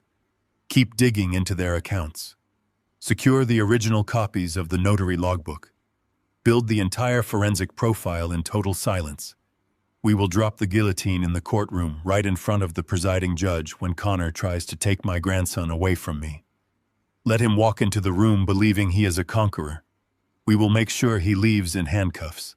The grandfather clock in my study had just struck 2 in the afternoon when the heavy brass knocker on my front door echoed through the quiet house. I was sitting at my desk, looking at the freshly printed copy of the forged power of attorney Tobias had just securely emailed to me. Upstairs, the faint, steady hum of the humidifier assured me that Leo was still sleeping, his exhausted body finally finding rest after the trauma of the freezing patio. I slowly folded the fraudulent document, slid it into the front pocket of my flannel shirt, and walked down the hallway to the foyer. I did not need to check the security cameras to know who had driven through the winter storm to reach my property. Desperation has a very specific schedule, and arrogant men always believe they can buy their way out of a collapsing timeline. I turned the deadbolt and pulled the heavy wooden door open. The bitter cold rushed into the entryway, carrying the harsh sting of the icy wind. Standing on my porch were Paul and Nancy. They looked entirely out of place on the modest concrete steps of my home. Paul was wearing a heavy tailored cashmere overcoat, and Nancy was wrapped tightly in a dark fur-trimmed jacket. Behind them, idling in my driveway, was a massive luxury sport utility vehicle, its exhaust billowing thick white clouds into the freezing air. Paul did not wait to be invited inside. He did not offer a greeting. He used his substantial physical size to step directly across my threshold, forcing me to take a step back into my own foyer. Nancy followed close behind him, her eyes darting around my simple, unpretentious home with a look of undisguised aristocratic distaste. Paul closed the front door behind him, shutting out the storm, and immediately attempted to dominate the space. He was a commercial real estate developer, a man accustomed to using his broad shoulders and expensive suits to intimidate contractors and bully city officials. He stepped uncomfortably close to me, invading my personal space, trying to use his height to look down at me. But I am a man who spent 40 years walking across open steel beams suspended hundreds of feet in the air. A man in a cashmere coat throwing his weight around my hallway did not register as a structural threat. I stood perfectly still, letting him expend his aggressive energy against an unmoving wall. "Listen to me very carefully," Vincent Paul began, his voice booming with forced artificial authority. "I have spent the last 4 hours dealing with lawyers, hospital administrators, and government agents because of your ridiculous melodramatic stunt. My daughter is currently sitting in my house in absolute hysterics because you manipulated the state into taking her child. You have crossed a massive legal line today, and I am here to give you exactly one chance to undo the damage before I ruin you." I looked at him, keeping my breathing slow and measured. "Ruin me," I repeated quietly. Paul reached into the breast pocket of his coat and pulled out a slender designer leather checkbook. He withdrew a gold pen from his lapel and clicked it open with a sharp, aggressive snap. He held the checkbook up, hovering the pen over the blank paper. "Connor told me about the $15,000, Paul said, his tone dripping with condescending impatience. "He told me about the medical trust fund. It was a stupid, impulsive mistake by a young man under pressure. But it is just money, Vincent. It is not a kidnapping. It is not child endangerment. It is a minor financial dispute between a father and a son. I am going to write you a check right now for the full $15,000. I will even add an extra $5,000 for your trouble. You take this check, you deposit it today, and you call the Child Protective Services agent. You tell them you overreacted. You tell them Leo was outside for 2 minutes, not 30. You withdraw your complaint, and you bring my grandson back to my daughter immediately." I stared at the gold pen hovering over the checkbook. The sheer breathtaking audacity of the offer settled over the room. Paul was actually trying to purchase his way out of a criminal investigation. He was attempting to place a $20,000 price tag on the blue, frostbitten lips of my 7-year-old grandson. He believed that money was the ultimate sealant, a magic resin that could patch over the fact that his daughter had locked a sick child in the freezing sleet so she could enjoy her holiday wine in peace. And if I declined to sell my grandson back to his abusers, I asked, my voice dropping to a low, dangerous cadence. Paul's face hardened, his jaw setting into a rigid, ugly line. The wealthy, negotiating businessman vanished, replaced by the ruthless bully he truly was. If you decline, Vincent, I will unleash a legal nightmare on you that you cannot possibly comprehend, Paul threatened, leaning his face inches from mine. I will hire a team of the most aggressive corporate litigators in this state. We will file immediate civil suits for trespassing, destruction of property, and emotional distress. We will drag you into family court and paint you as an unstable, senile old man who violently abducted a child in a fit of dementia. We will freeze your pension. We will drain your savings in legal fees. I will tie you up in court for the next 10 years until you are bankrupt, living in a nursing home, and completely broken. Take the check, Vincent. Take the money, hand over the boy, and walk away before I crush you. Nancy stepped forward, crossing her arms tightly. You are destroying a family over a simple misunderstanding, she added, her voice sharp and scolding. Brittany is an innocent mother who made a minor disciplinary error. You are acting like a vindictive lunatic. I did not raise my voice. I did not clench my fists. I simply reached into the front pocket of my flannel shirt. I bypassed the bluster, the threats, and the extravagant posturing. I pulled out the neatly folded sheet of printer paper Tobias had sent me. I unfolded it slowly, smoothing the creases with my thumb, and held it out toward Paul. I do not want your check, Paul, I stated calmly. I want you to read this. Paul frowned, his gold pen hovering uselessly in the air. He looked at the paper, then back at me, his eyes narrowing with suspicion. What is this? He demanded, refusing to take the document. Take it, I commanded, injecting a sliver of raw, unyielding steel into my tone. Reluctantly, Paul lowered his checkbook and snatched the paper from my hand. Nancy leaned over his shoulder, her brow furrowed in confusion as they both looked down at the printed page. I watched Paul's eyes scan the dense legal text. He was a commercial real estate developer. He read legal contracts for a living. I did not have to explain the terminology to him. I just watched his eyes track down the page, moving from the boilerplate authorization clauses down to the bottom right corner. I watched his gaze lock directly onto the forged signature bearing my name and the blue stamp of the licensed public notary sitting right beside it. I watched the exact moment the structural integrity of his arrogance completely collapsed. That is a durable financial power of attorney, I explained, my voice cutting through the dead silence of the foyer like a scalpel. It was executed exactly 90 days ago. It grants your son-in-law total unrestricted control over my real estate assets. 3 months ago, Connor came to this house begging for a personal loan, claiming he needed to repair a leaking roof. I denied the loan because the roof was perfectly fine. But while I was on a ladder inspecting his house, he was inside my home stealing my financial records to forge that document. Paul swallowed hard. The color began to drain from his face, leaving his skin an unhealthy ashen gray. He looked up from the paper, his breathing suddenly shallow. He tried to speak, but his voice caught in his throat. Do you know what he did with that forged signature, Paul? I asked, stepping forward, forcing the larger man to retreat a fraction of an inch. He used it to take out a second mortgage on the colonial house. He bypassed the banking security protocols by routing the application through a third-party digital broker using that fraudulent power of attorney. He extracted a lump sum of $250,000 against the equity of a property that I solely own, and he intentionally defaulted on the payments. He was planning to let the bank foreclose on the house, legally chaining me to $250,000 in fraudulent debt, leaving me completely bankrupt in my retirement. Nancy gasped, her hand flying to her throat. Paul, she whispered, her voice trembling with sudden, unadulterated panic. Paul, what does that mean? Paul could not answer her.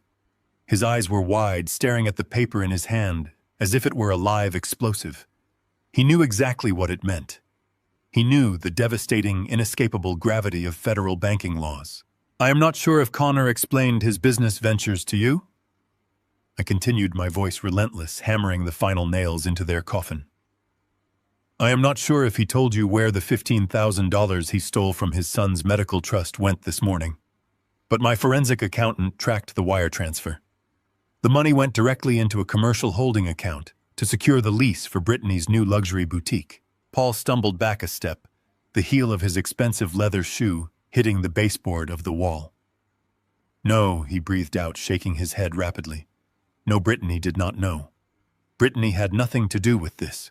Brittany is listed as the sole proprietor of the limited liability company that holds the commercial lease," I corrected him coldly. "The stolen $15,000 was wired directly into an account bearing her name. She has been funding her luxury lifestyle with money fraudulently extracted from a federally insured bank using a forged legal document bearing my stolen identity. She is an equal partner in the enterprise." The silence that followed was absolute. The threats of corporate litigators and civil lawsuits evaporated into the freezing air. Paul's checkbook hung limply in his left hand, entirely useless. He was a man who understood leverage, and he had just realized that I held a mountain of it directly over his daughter's head.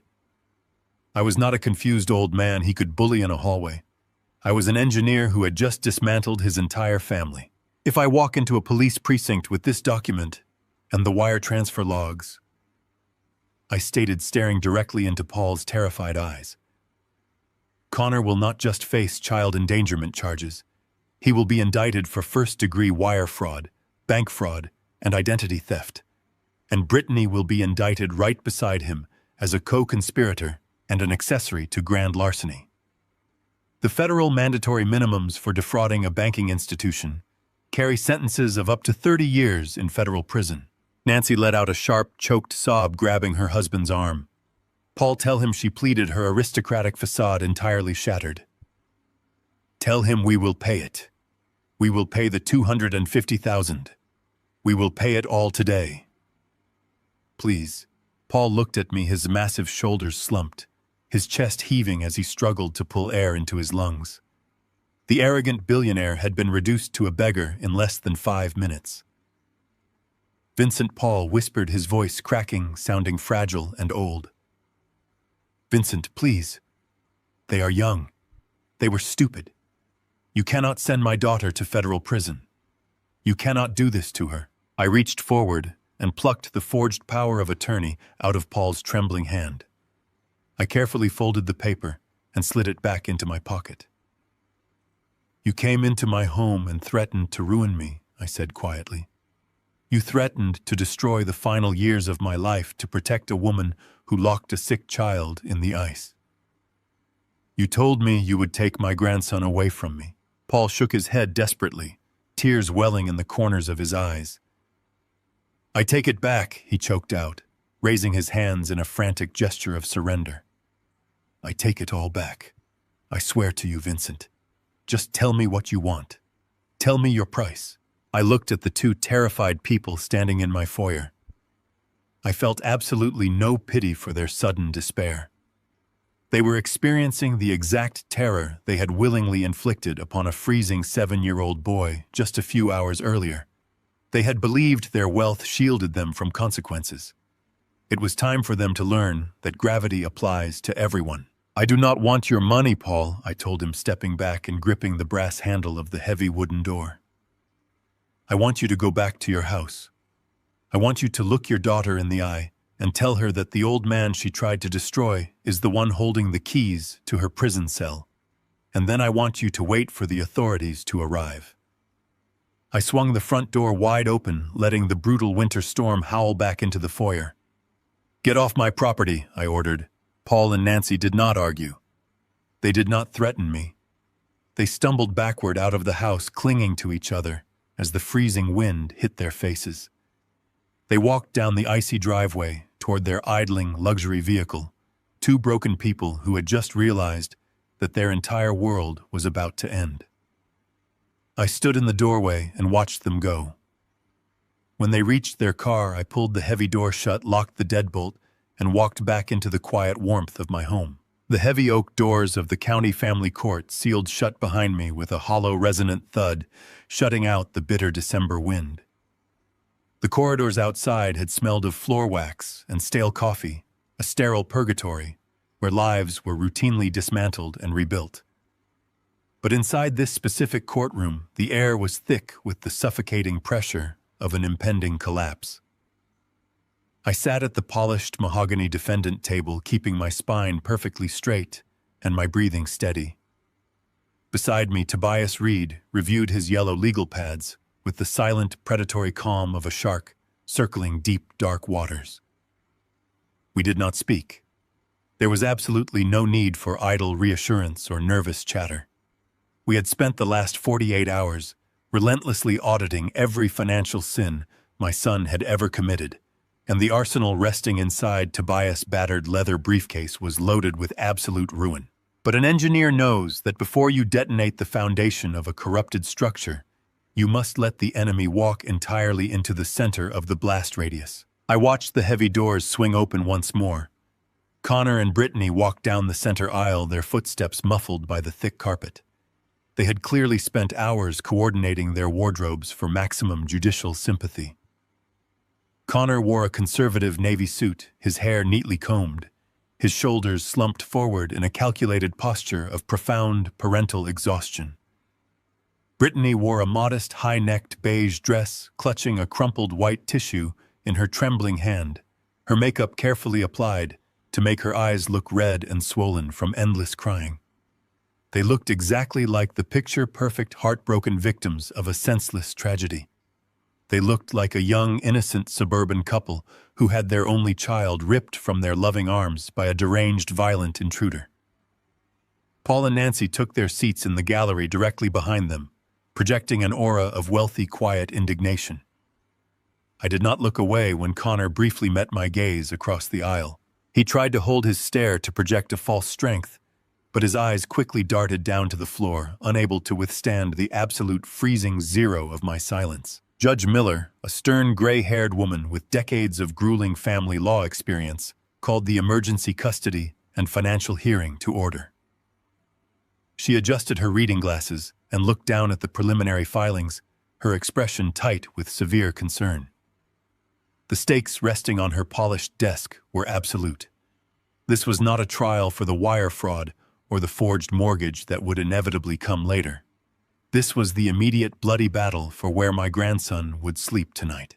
Connor attorney, a slick, high-priced corporate litigator named Davis, stood up and immediately painted the judicial canvas with pure manufactured tragedy. He called Connor to speak, and my son leaned into the brass microphone, letting out a ragged, carefully rehearsed sigh that echoed through the quiet room. Your Honor, Connor began, his voice trembling with artificial grief that made the muscles in my jaw tighten. Thanksgiving was supposed to be a beautiful family milestone. We were hosting my wife's parents for the first time in our new home. Everything was perfect until my father arrived, completely unannounced, and in a highly agitated, aggressive state. Connor paused, wiping a single perfectly timed tear from his cheek, before spinning a narrative with sickening agility. He claimed Leo had been throwing a violent temper tantrum at the dinner table, throwing hot food and screaming uncontrollably. He told the judge with absolute earnestness that they had simply placed Leo on the enclosed back patio for a standard 5-minute timeout to let the boy calm down and catch his breath. It was a lie so profoundly smooth, so effortlessly delivered, that it chilled the blood in my veins. Connor claimed I burst through their locked back gate, shattered a heavy sliding glass door without any provocation, and violently abducted his son before they even knew what was happening. He sat there under the binding oath of the court and wept, telling the judge that his elderly father had always been overbearing, but had recently become completely unhinged and dangerously unpredictable. I sat there listening to the echo of his lies, bouncing off the high vaulted ceiling of the courtroom. While he spoke of a healthy boy throwing a tantrum, my mind instantly flashed back to the freezing 8-degree sleet biting into my face. I remembered the horrifying blue translucent shade of my grandson's lips and the terrifying silence of his shivering body locked out in the ice.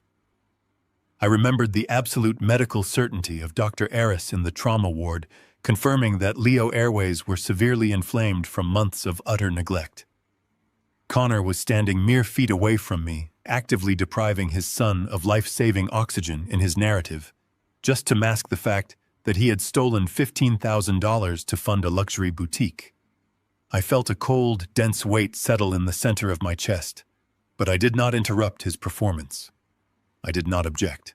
Tobias shifted slightly in his leather chair. his pen hovering motionlessly over his legal pad, his eyes fixed on Connor with a terrifying, emotionless stare.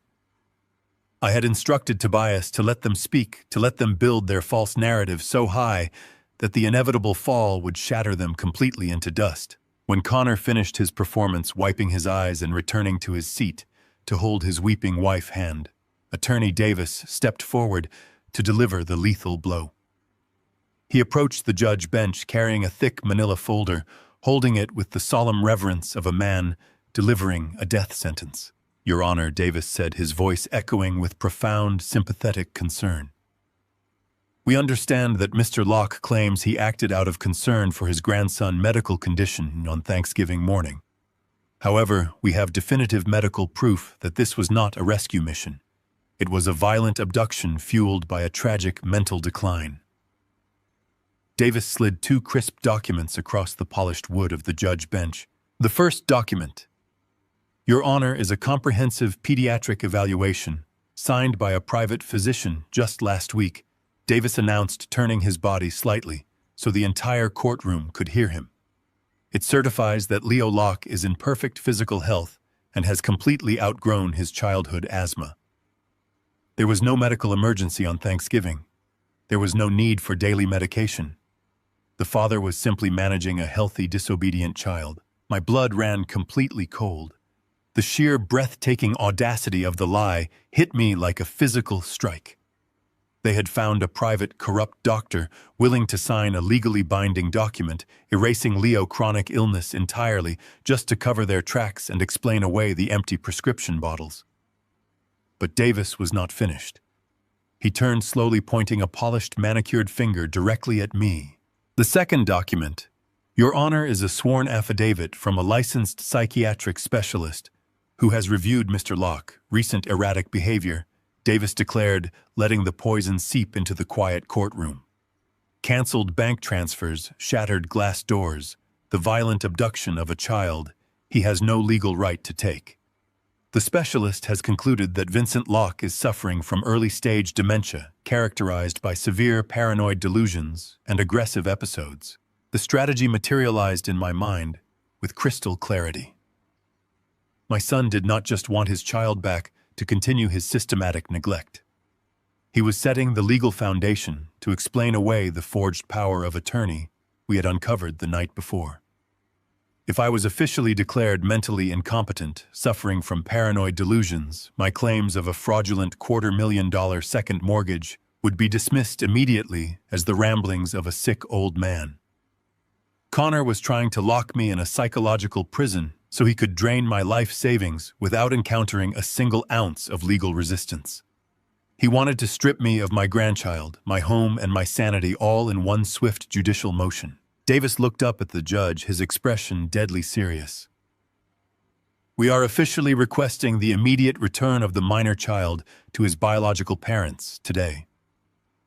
Furthermore, given the clear and present physical danger Mr. Locke poses to himself and his family, we are petitioning this court for an emergency psychological evaluation and the immediate appointment of Connor Locke as his father, temporary legal guardian." The trap had officially snapped shut. Connor sat at the plaintiff table, staring at me with a look of hidden, triumphant arrogance. He believed he had won the war. He believed his fabricated medical documents and his expensive, aggressive lawyer had completely neutralized the threat I posed to his luxury lifestyle.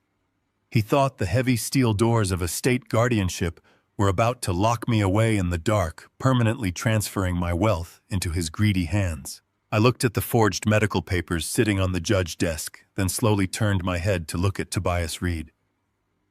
Tobias did not look worried.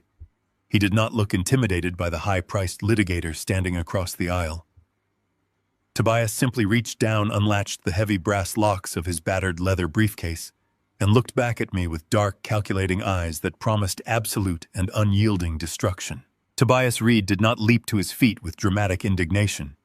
He did not raise his voice to object to the blatant perjury that had just infected the sterile air of the courtroom. He simply stood up, adjusting the cuffs of his dark-tailored suit with the meticulous, calculating care of a demolition expert preparing to detonate a condemned building. He looked at Davis, then at Connor, and finally directed his absolute unwavering focus toward Judge Miller.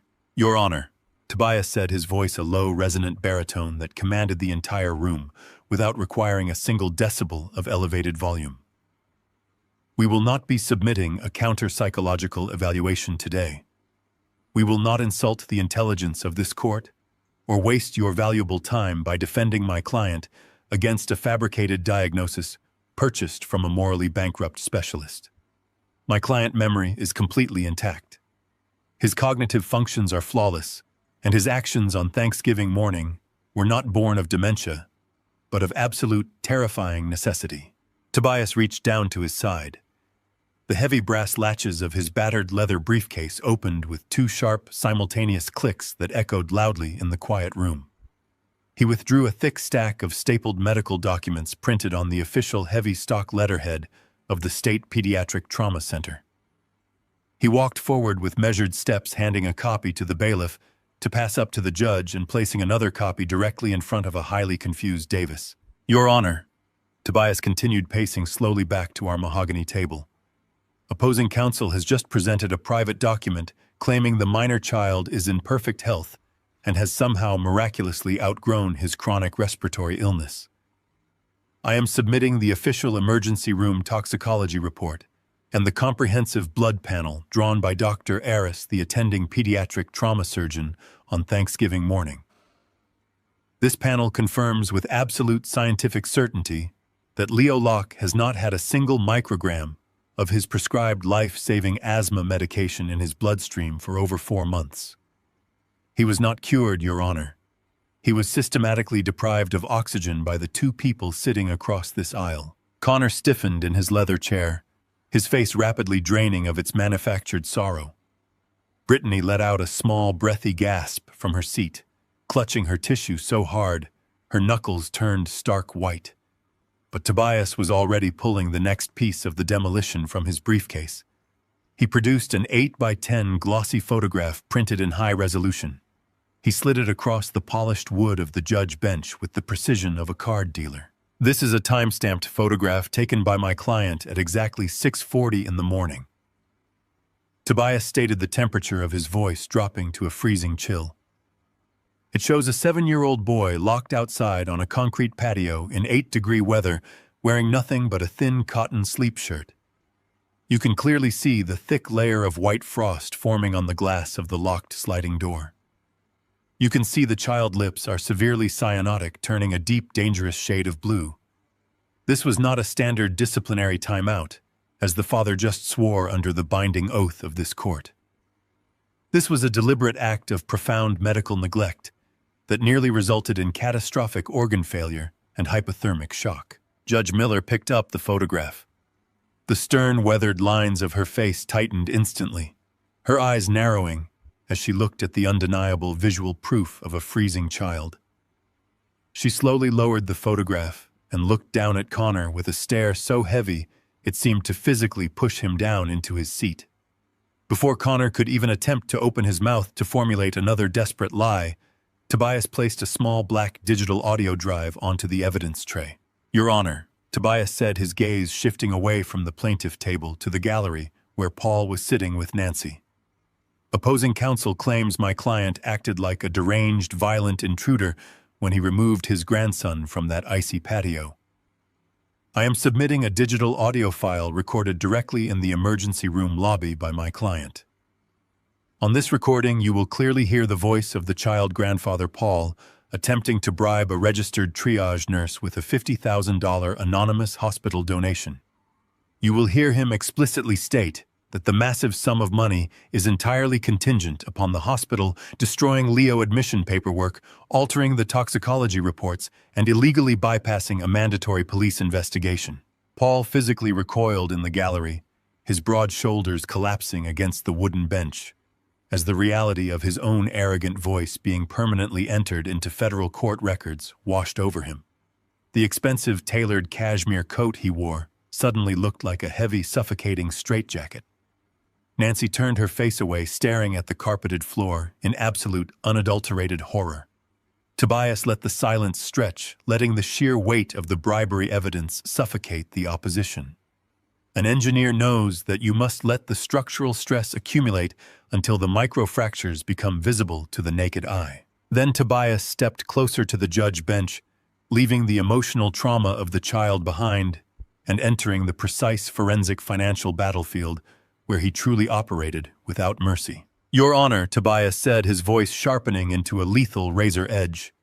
"The father claims my client is suffering from severe cognitive decline.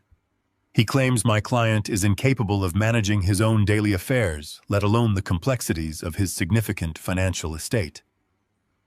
I find this assertion incredibly fascinating, considering the complex legal document Connor Locke executed precisely 90 days ago." Tobias pulled the final manila folder from his briefcase. He did not hand this one to the bailiff. He walked over and placed it directly in front of Davis, who was already sweating profusely, his eyes darting frantically between the damning toxicology reports and his rapidly crumbling clients. "This is a durable, comprehensive financial power of attorney," Tobias declared, his voice echoing with absolute, undeniable authority.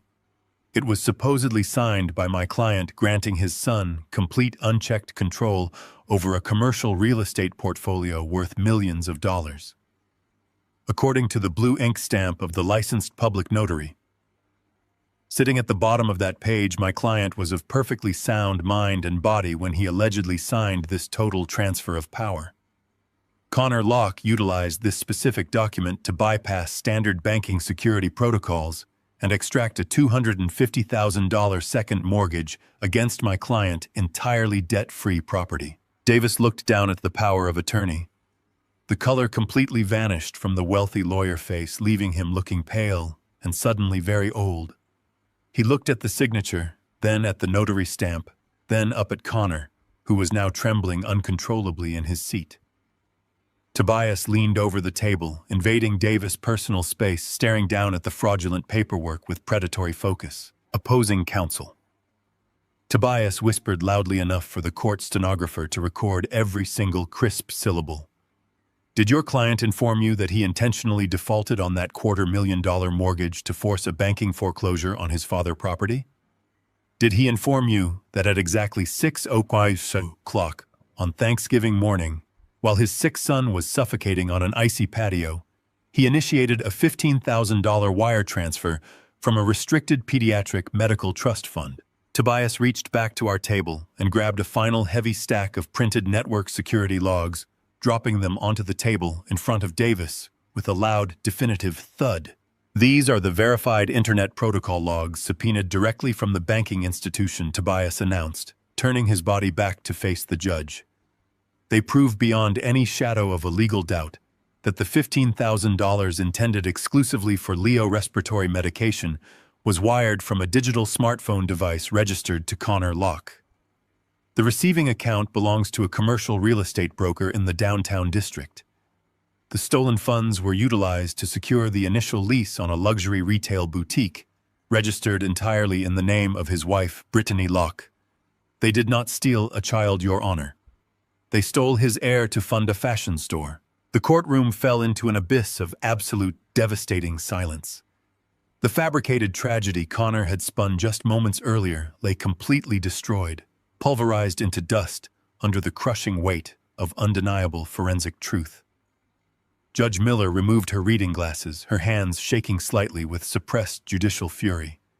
She looked at the photograph of the freezing child, then at the wire transfer logs, and finally at the high-priced litigator standing frozen at the plaintiff table. "Counselor," the judge said, her voice ringing through the room like a struck iron bell, "did you review these financial documents and this medical evidence before you petitioned this court to grant your client emergency guardianship over the defendant estate?" Davis stood up slowly. He was a ruthless corporate litigator, but he was not a fool. He knew exactly what happened to attorneys who willingly presented forged federal documents to a sitting judge. He knew he was currently standing in the direct epicenter of a massive multi-count federal fraud investigation that would inevitably bring the Federal Bureau of Investigation to his office doors. He looked at Connor with a stare of pure, unadulterated hatred. Connor reached out a trembling, sweating hand toward his lawyer, begging silently for a legal lifeline that no longer existed. "Your Honor," Davis said, his voice completely stripped of all its previous theatrical warmth, leaving only the hollow, desperate sound of professional self-preservation. I was not made aware of the emergency room toxicology reports. I was never informed of the audio recording regarding the bribery attempt by the grandfather.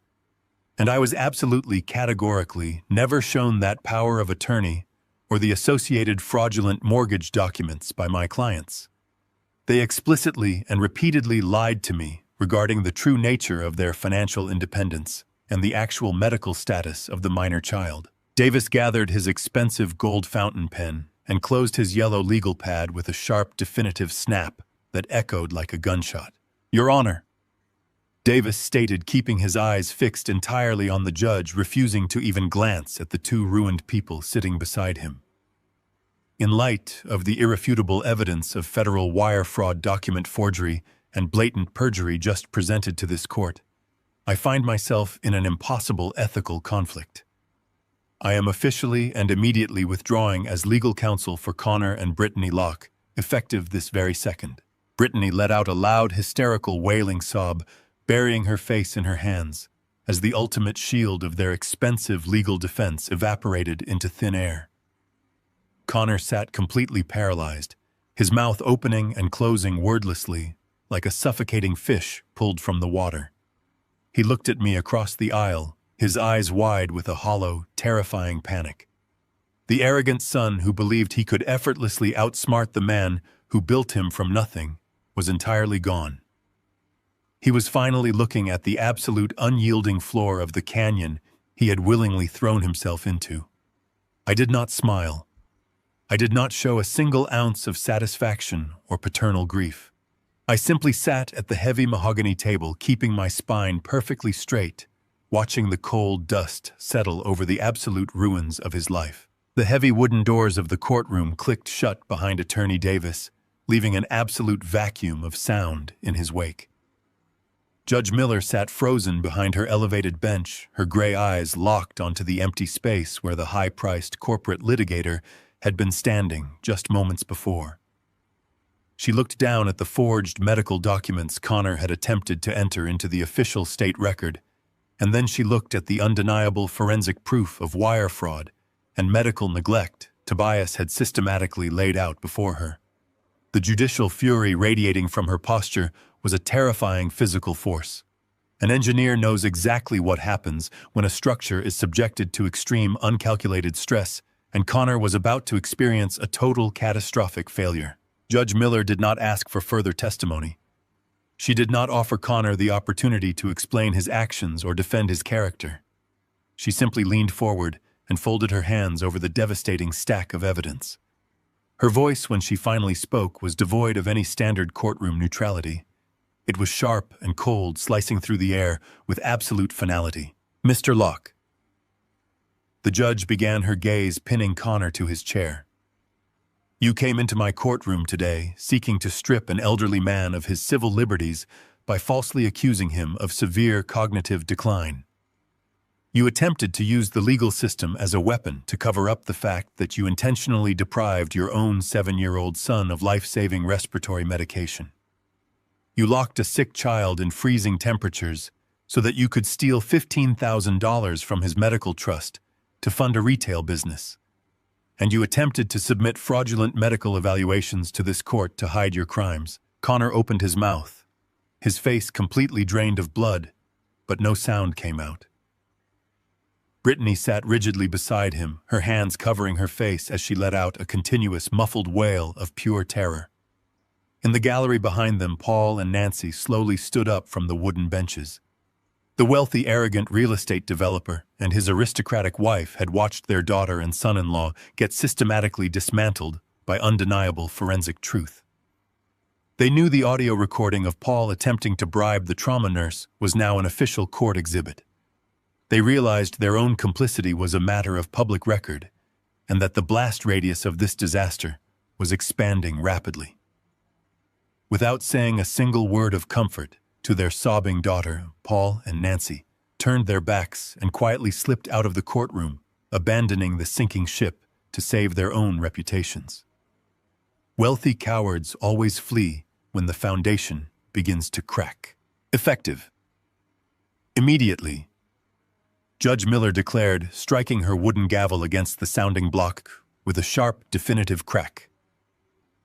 I am revoking the parental rights of Connor and Brittany Locke. You are hereby stripped of all physical and legal custody of the minor child Leo Locke.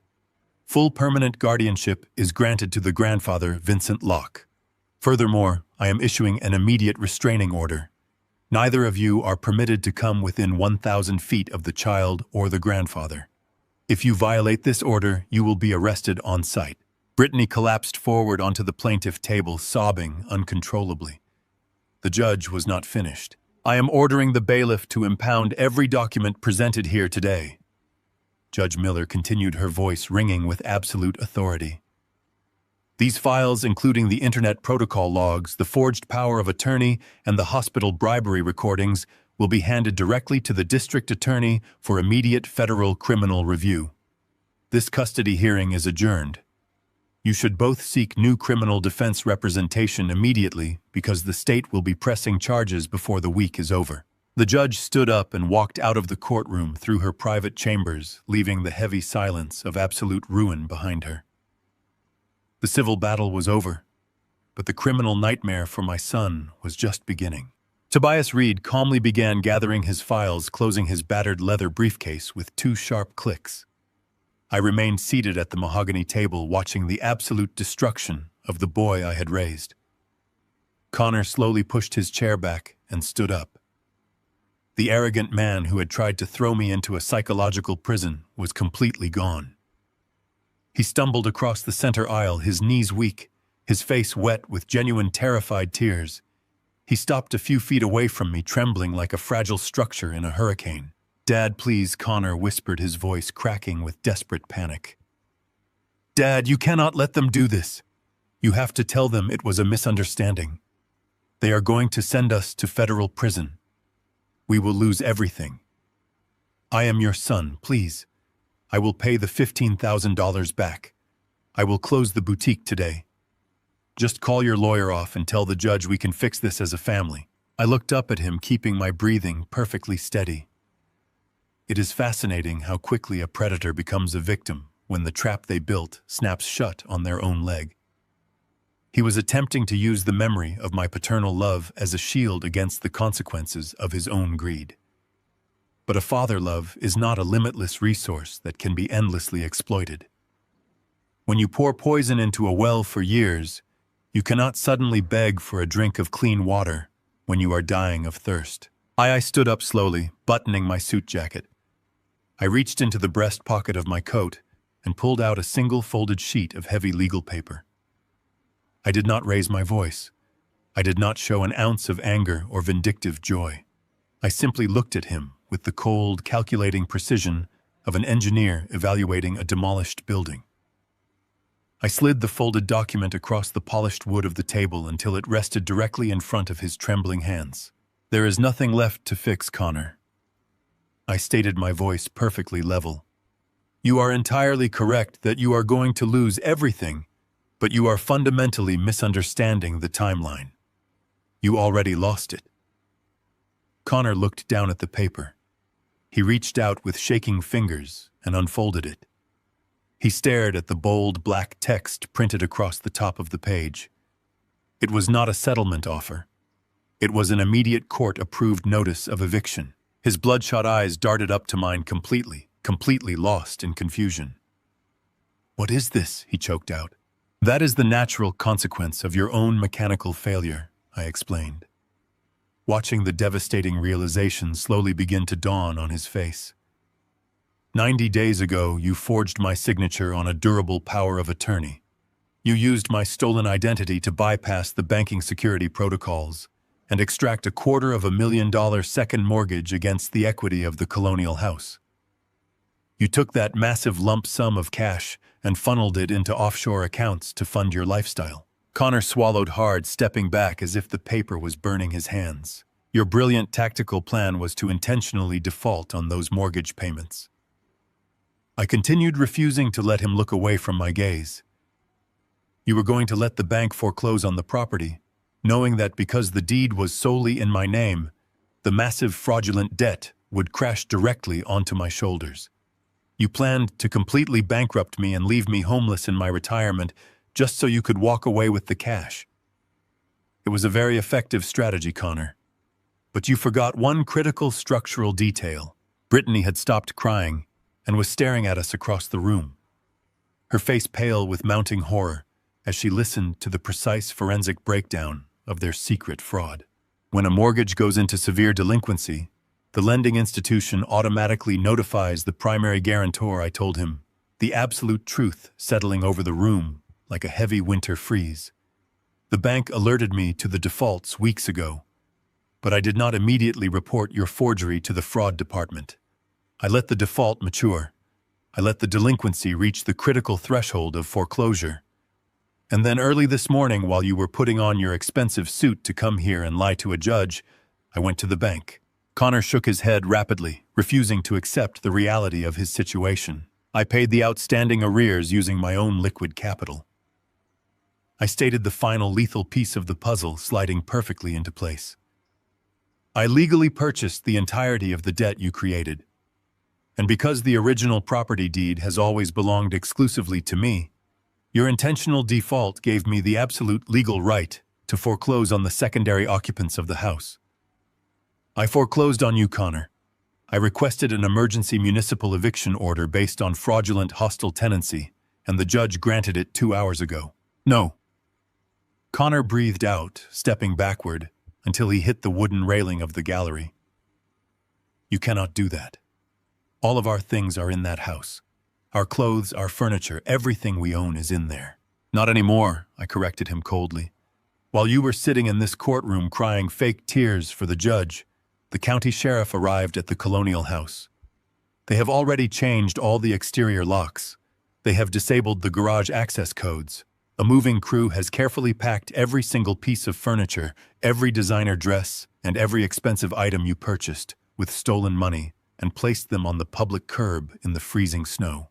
Brittany let out a piercing, completely unhinged scream.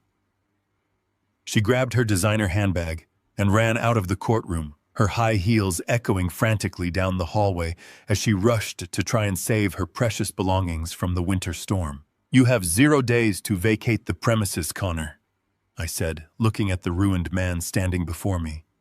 You cannot go to the boutique because Tobias froze the commercial holding account, linking your stolen $15,000 to the lease. The retail property management company is currently seizing that storefront for fraud. You cannot go to your in-laws because Paul and Nancy just walked out of this building knowing you are about to be indicted by the federal government, and they will never let you drag their reputation down with you. Connor dropped the eviction notice onto the floor. He fell to his knees in the center aisle of the courtroom, completely broken, stripped of every single illusion of control he had ever possessed. He buried his face in his hands, sobbing with the agonizing raw despair of a man who had finally hit rock bottom. You tried to build a luxury life on a foundation of lies, forgery, and the deliberate physical suffering of your own child, I told him, looking down at him without a shred of pity. You thought you could simply extract my wealth and throw me away. But an engineer knows that if you steal the load-bearing pillars from a foundation, the entire building will inevitably collapse directly on top of you. You have absolutely nothing left, Connor. You did this to yourself. I turned my back on him. Tobias picked up his briefcase and fell into step beside me. We walked up the center aisle, leaving Connor weeping on the carpeted floor of the empty courtroom. I pushed the heavy oak doors open and stepped out into the bright, freezing afternoon air. The winter storm had finally broken, leaving a crisp, cloudless sky above the city. I breathed in the sharp, cold oxygen, feeling a profound, deep sense of equilibrium returning to my world. The corrupted structure was completely demolished. The toxic elements were permanently excised from my life. It was time to go home to the warm, quiet house where my grandson was waiting and build something completely new. Something strong enough to last forever. The heavy silence that had suffocated the courtroom following the judge's swift departure did not last long. It hung in the air for only a few agonizing seconds before the sheer devastating reality of the eviction notice and the looming federal fraud charges acted as a massive detonator. The false, pristine image of the grieving young parents shattered into 1,000 jagged pieces. Brittany was the first to break. She sat at the plaintiff table, staring blindly at the printed court order, confirming that her sprawling colonial home had been legally foreclosed upon, and all of her expensive possessions were currently sitting in the freezing winter snow. Her breath caught in her throat as the cold mathematical truth of her situation rapidly materialized in her mind. Her luxury boutique was entirely funded by the stolen $15,000. The commercial lease was registered explicitly under her own limited liability company. She suddenly realized that the federal banking authorities would not just view her as a silent partner in this massive financial crime. They would view her as the primary beneficiary of the stolen medical funds and the forged $250,000 mortgage. Brittany turned her head slowly toward her husband. The manufactured tears of a heartbroken mother vanished completely, replaced by the primal vicious panic of a cornered predator. She pushed her chair back with a loud screeching scrape against the carpeted floor and began to scream at Connor. Her voice echoed off the high vaulted ceilings, a shrill, hysterical sound stripped of all its former aristocratic grace. She pointed a trembling manicured finger directly at his chest and told the entire courtroom that the forged power of attorney was entirely his creation. She loudly declared that she had absolutely zero knowledge of his identity theft or the second mortgage he had fraudulently extracted from his father's property. She claimed with frantic desperation that Connor had explicitly lied to her, telling her the massive influx of cash in their joint accounts was a legitimate business loan secured from a private commercial investor. Every single word she screamed was a desperate, frantic attempt to build a legal firewall between herself and the impending federal indictments. Connor reached out, trying to grab her hands, attempting to hush her frantic public confessions, but his efforts were completely useless. He begged her to lower her voice, reminding her in a frantic whisper that the court stenographer was still sitting at her station, actively recording every single syllable she spoke into the official state record. Brittany shoved his hands away with violent disgust. She screamed that she would not go to a federal penitentiary for his sloppy, desperate financial crimes. She threw the father of her child directly into the path of the federal authorities, without a single ounce of hesitation, sacrificing him completely to save her own skin. She wailed that she was an innocent victim, manipulated by a sociopathic liar, loudly cementing his guilt into the silent atmosphere of the courtroom. In the gallery directly behind them, Paul and Nancy watched their daughter hysterical meltdown with wide, terrified eyes. Paul was a wealthy commercial real estate developer, a man who survived in the cutthroat corporate world by knowing exactly when to cut his losses and completely abandon a toxic, failing asset. He looked at the forged legal documents resting on the evidence table, and he calculated the expanding blast radius of this disaster. If the Federal Bureau of Investigation started a comprehensive audit of Brittany's newly formed limited liability company, they would inevitably trace the fraudulent money trail. They would subpoena her commercial lease agreements, her bank records, and her corporate contacts. Paul knew that if he intervened, if he offered his daughter a single dime of his own money to hire a defense attorney, the federal prosecutors would immediately expand their investigation to audit his own massive corporate holdings. The contagion of their federal fraud was too dangerous to touch. Brittany turned away from her ruined husband and reached her hands out toward the gallery, begging her wealthy father for salvation.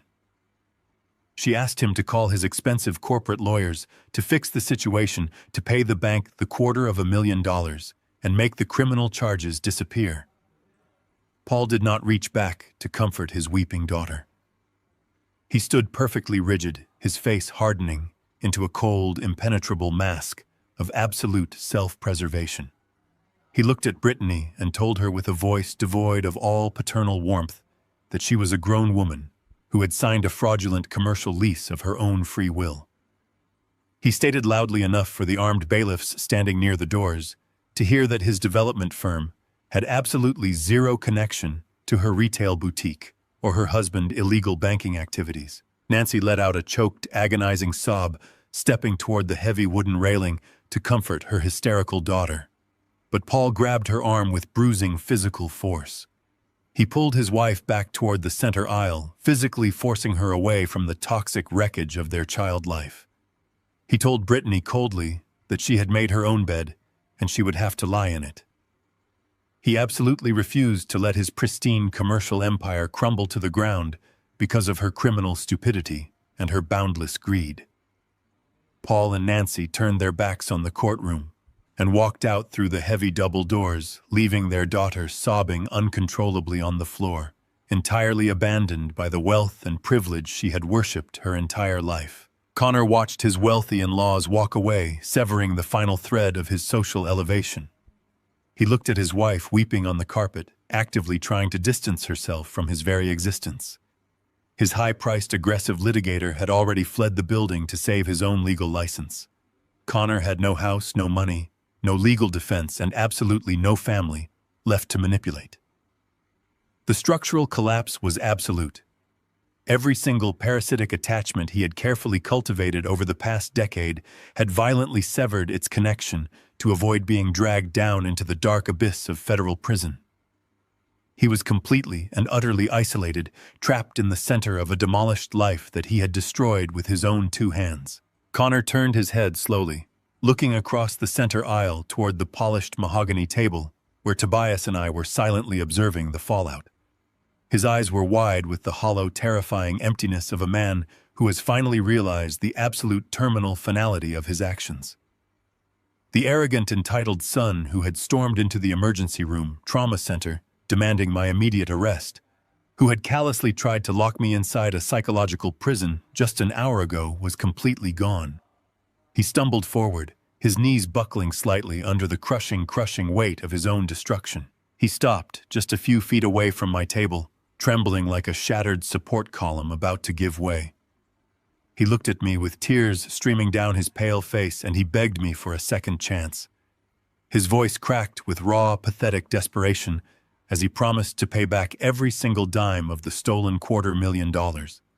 He promised to immediately close the luxury boutique, to find a second menial job, to do absolutely whatever it took to make the family whole again. He swore he would enter counseling. He swore he would change his ways. He swore he would never disrespect me again. I remained seated in my heavy leather chair, looking at the ruined, broken man standing before me. I listened to his frantic, desperate promises, knowing with absolute scientific certainty that they were nothing more than the empty echoes of a coward trying to escape the gravity of his own consequences. I noticed the one critical missing element in his frantic pleas for mercy.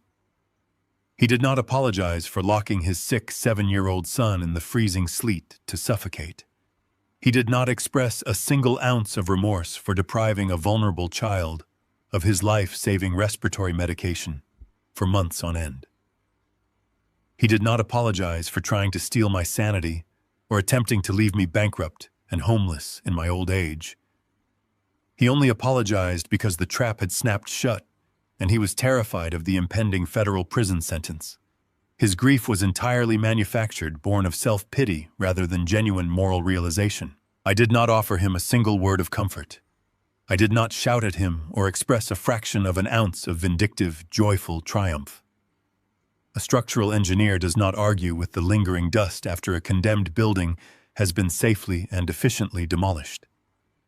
I simply looked at him with the absolute freezing zero of total emotional detachment. I let the heavy, punishing silence stretch between us, creating a vast, unbridgeable canyon that he could never possibly cross again. He had ceased to be my son the moment he placed a price tag on my grandson life, and no amount of weeping could ever reconstruct that shattered bridge. I slowly stood up from the mahogany table, calmly buttoning my tailored suit jacket. I looked at Connor one final time, ensuring he clearly saw the absolute unbroken void in my eyes, so he would understand that this silence was permanent. Then I turned my back on him entirely. I picked up my heavy winter coat from the back of the chair and turned toward the main exit of the courtroom. Two armed court bailiffs immediately stepped forward, placing their heavy, authoritative hands on Connor, slumping shoulders, preventing him from taking another step toward me. Connor broke down completely, his knees hitting the carpeted floor with a dull thud as he let out a raw, agonizing wail of pure despair. The bailiffs hoisted him back up by his arms, restraining his struggling form as he thrashed and begged for a father who was no longer listening. I walked down the center aisle, my footsteps steady and perfectly measured, echoing with the quiet rhythm of reclaimed peace. Tobias walked right beside me, his battered leather briefcase secured firmly in his grip, holding the vital documentation that would ensure my grandson was safe forever. We passed the weeping, pathetic figure of Brittany and the struggling, desperate form of the man who used to be my son. We pushed through the heavy oak doors, stepping out of the sterile purgatory of the courtroom and leaving the absolute ruin of their lives permanently locked behind us. The brutal winter that had defined the darkest days of our lives had finally surrendered to the gentle, forgiving warmth of late May. I sat in my rocking chair on the back porch, listening to the rhythmic creak of the wooden runners against the floorboards. The ice and sleet that had once threatened to freeze the very life out of this property were completely gone, replaced by the deep, vibrant green of new grass and the soft rustle of heavy oak leaves swaying in the afternoon breeze. The air smelled of damp earth and blooming honeysuckle, a profound, beautiful contrast to the sterile chemical odor of the pediatric trauma ward that had haunted my memories for months.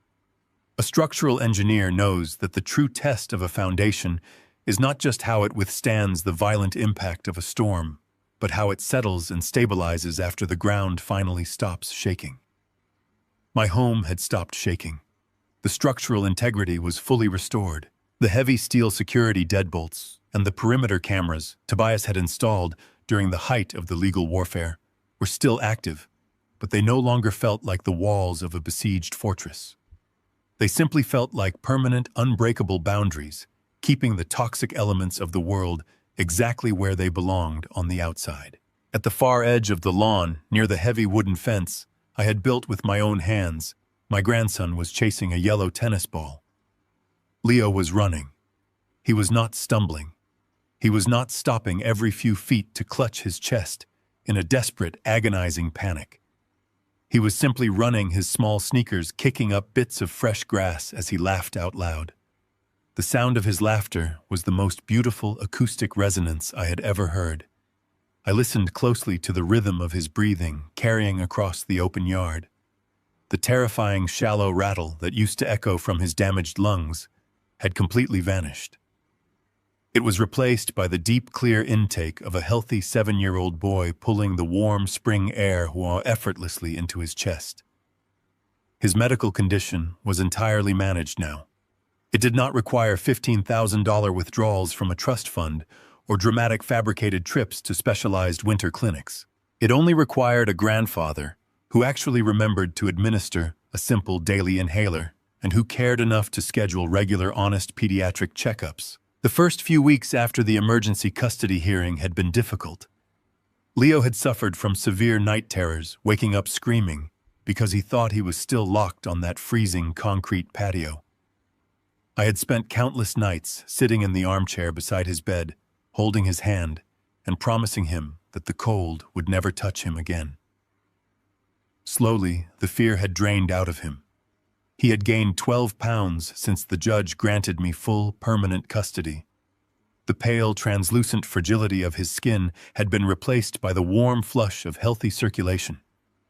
He was thriving in a home where he was viewed as a child, to be loved and protected, rather than a noisy inconvenience to be locked outside while his parents drank wine.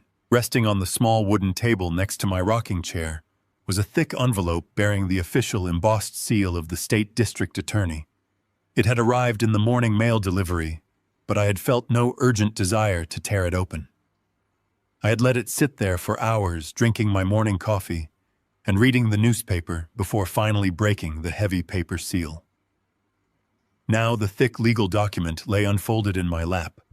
The language printed on the page was clinical, sterile, and absolutely final.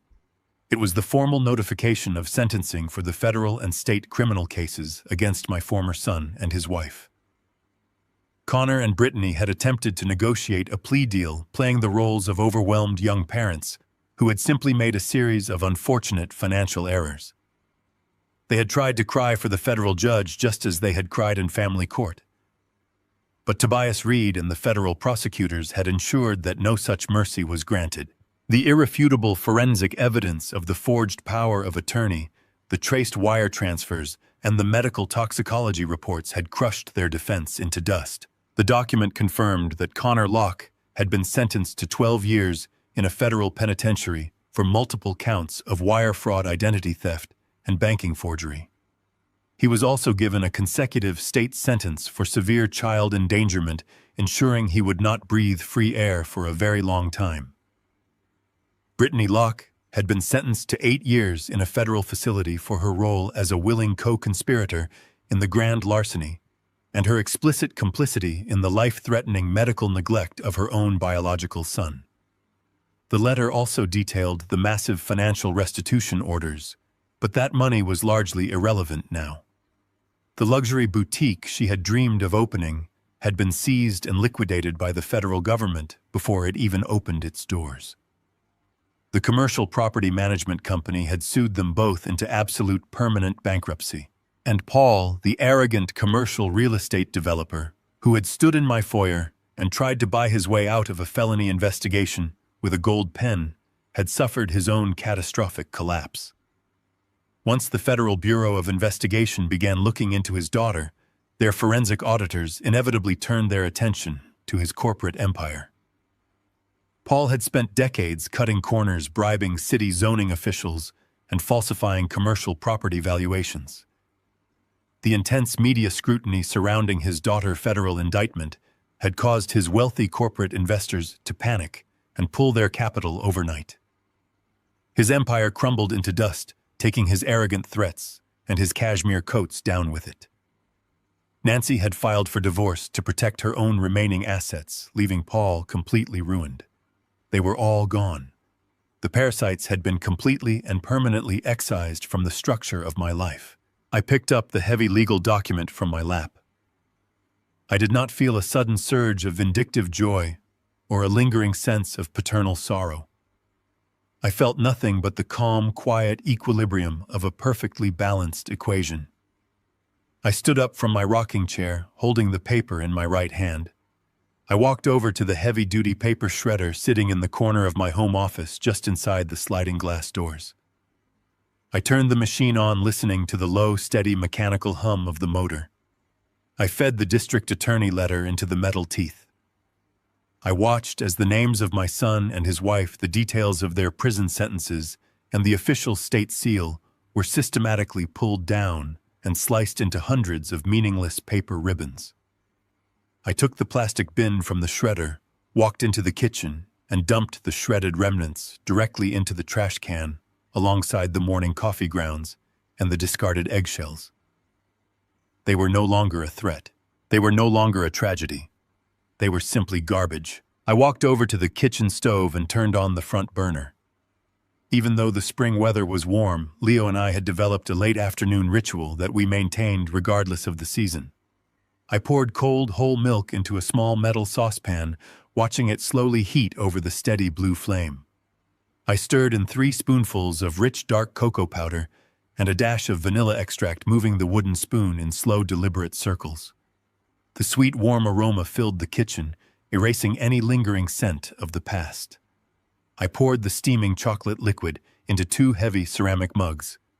I carefully placed 2 large white marshmallows into Leo's mug, knowing exactly how he liked them, to melt and spread across the surface of the heat. I carried the 2 hot mugs back out through the sliding glass doors and stepped onto the wooden deck. The sun was just beginning its slow descent toward the western horizon, casting a brilliant golden-orange light across the green lawn. "Leo," I called out, my voice carrying easily across the quiet yard. "Come up to the porch. The cocoa is ready." Leo stopped running and turned toward me, his face lighting up with a massive, breathless smile. He scooped up the yellow tennis ball and sprinted across the grass, his small feet thumping loudly against the wooden stairs of the deck. He did not wheeze. He did not cough. He just exhaled a happy, exhausted breath and reached up with both hands to take the ceramic mug. "Thank you, Grandpa," he said, his voice clear and bright. "You are very welcome, Leo," I replied, sitting back down in my rocking chair and resting my mug on my knee. "Be careful, it is still hot." He nodded, blowing softly on the melting marshmallows before taking a careful sip. He climbed up onto the wide wooden railing of the porch, swinging his legs gently back and forth as he looked out over the yard.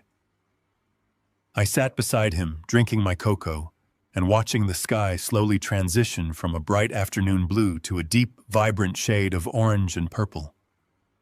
The neighborhood was quiet. There were no aggressive phone calls demanding money. There were no arrogant visitors threatening to take away my home.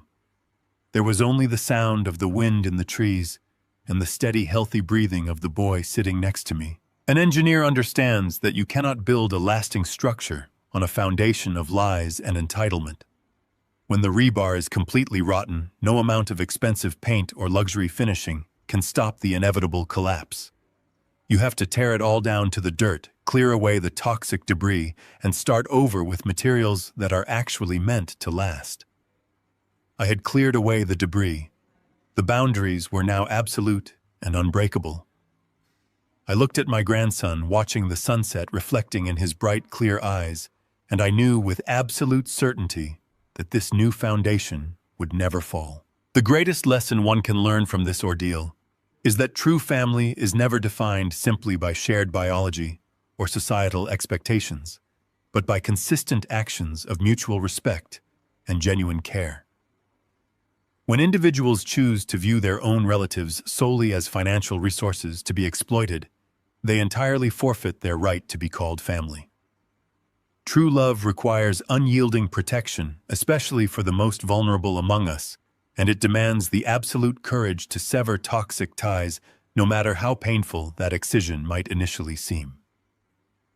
Establishing unbreakable boundaries is not an act of cruelty, but a necessary, profound act of self-preservation and ultimate justice. Please share your own experiences with setting necessary boundaries to protect your peace in the comments below.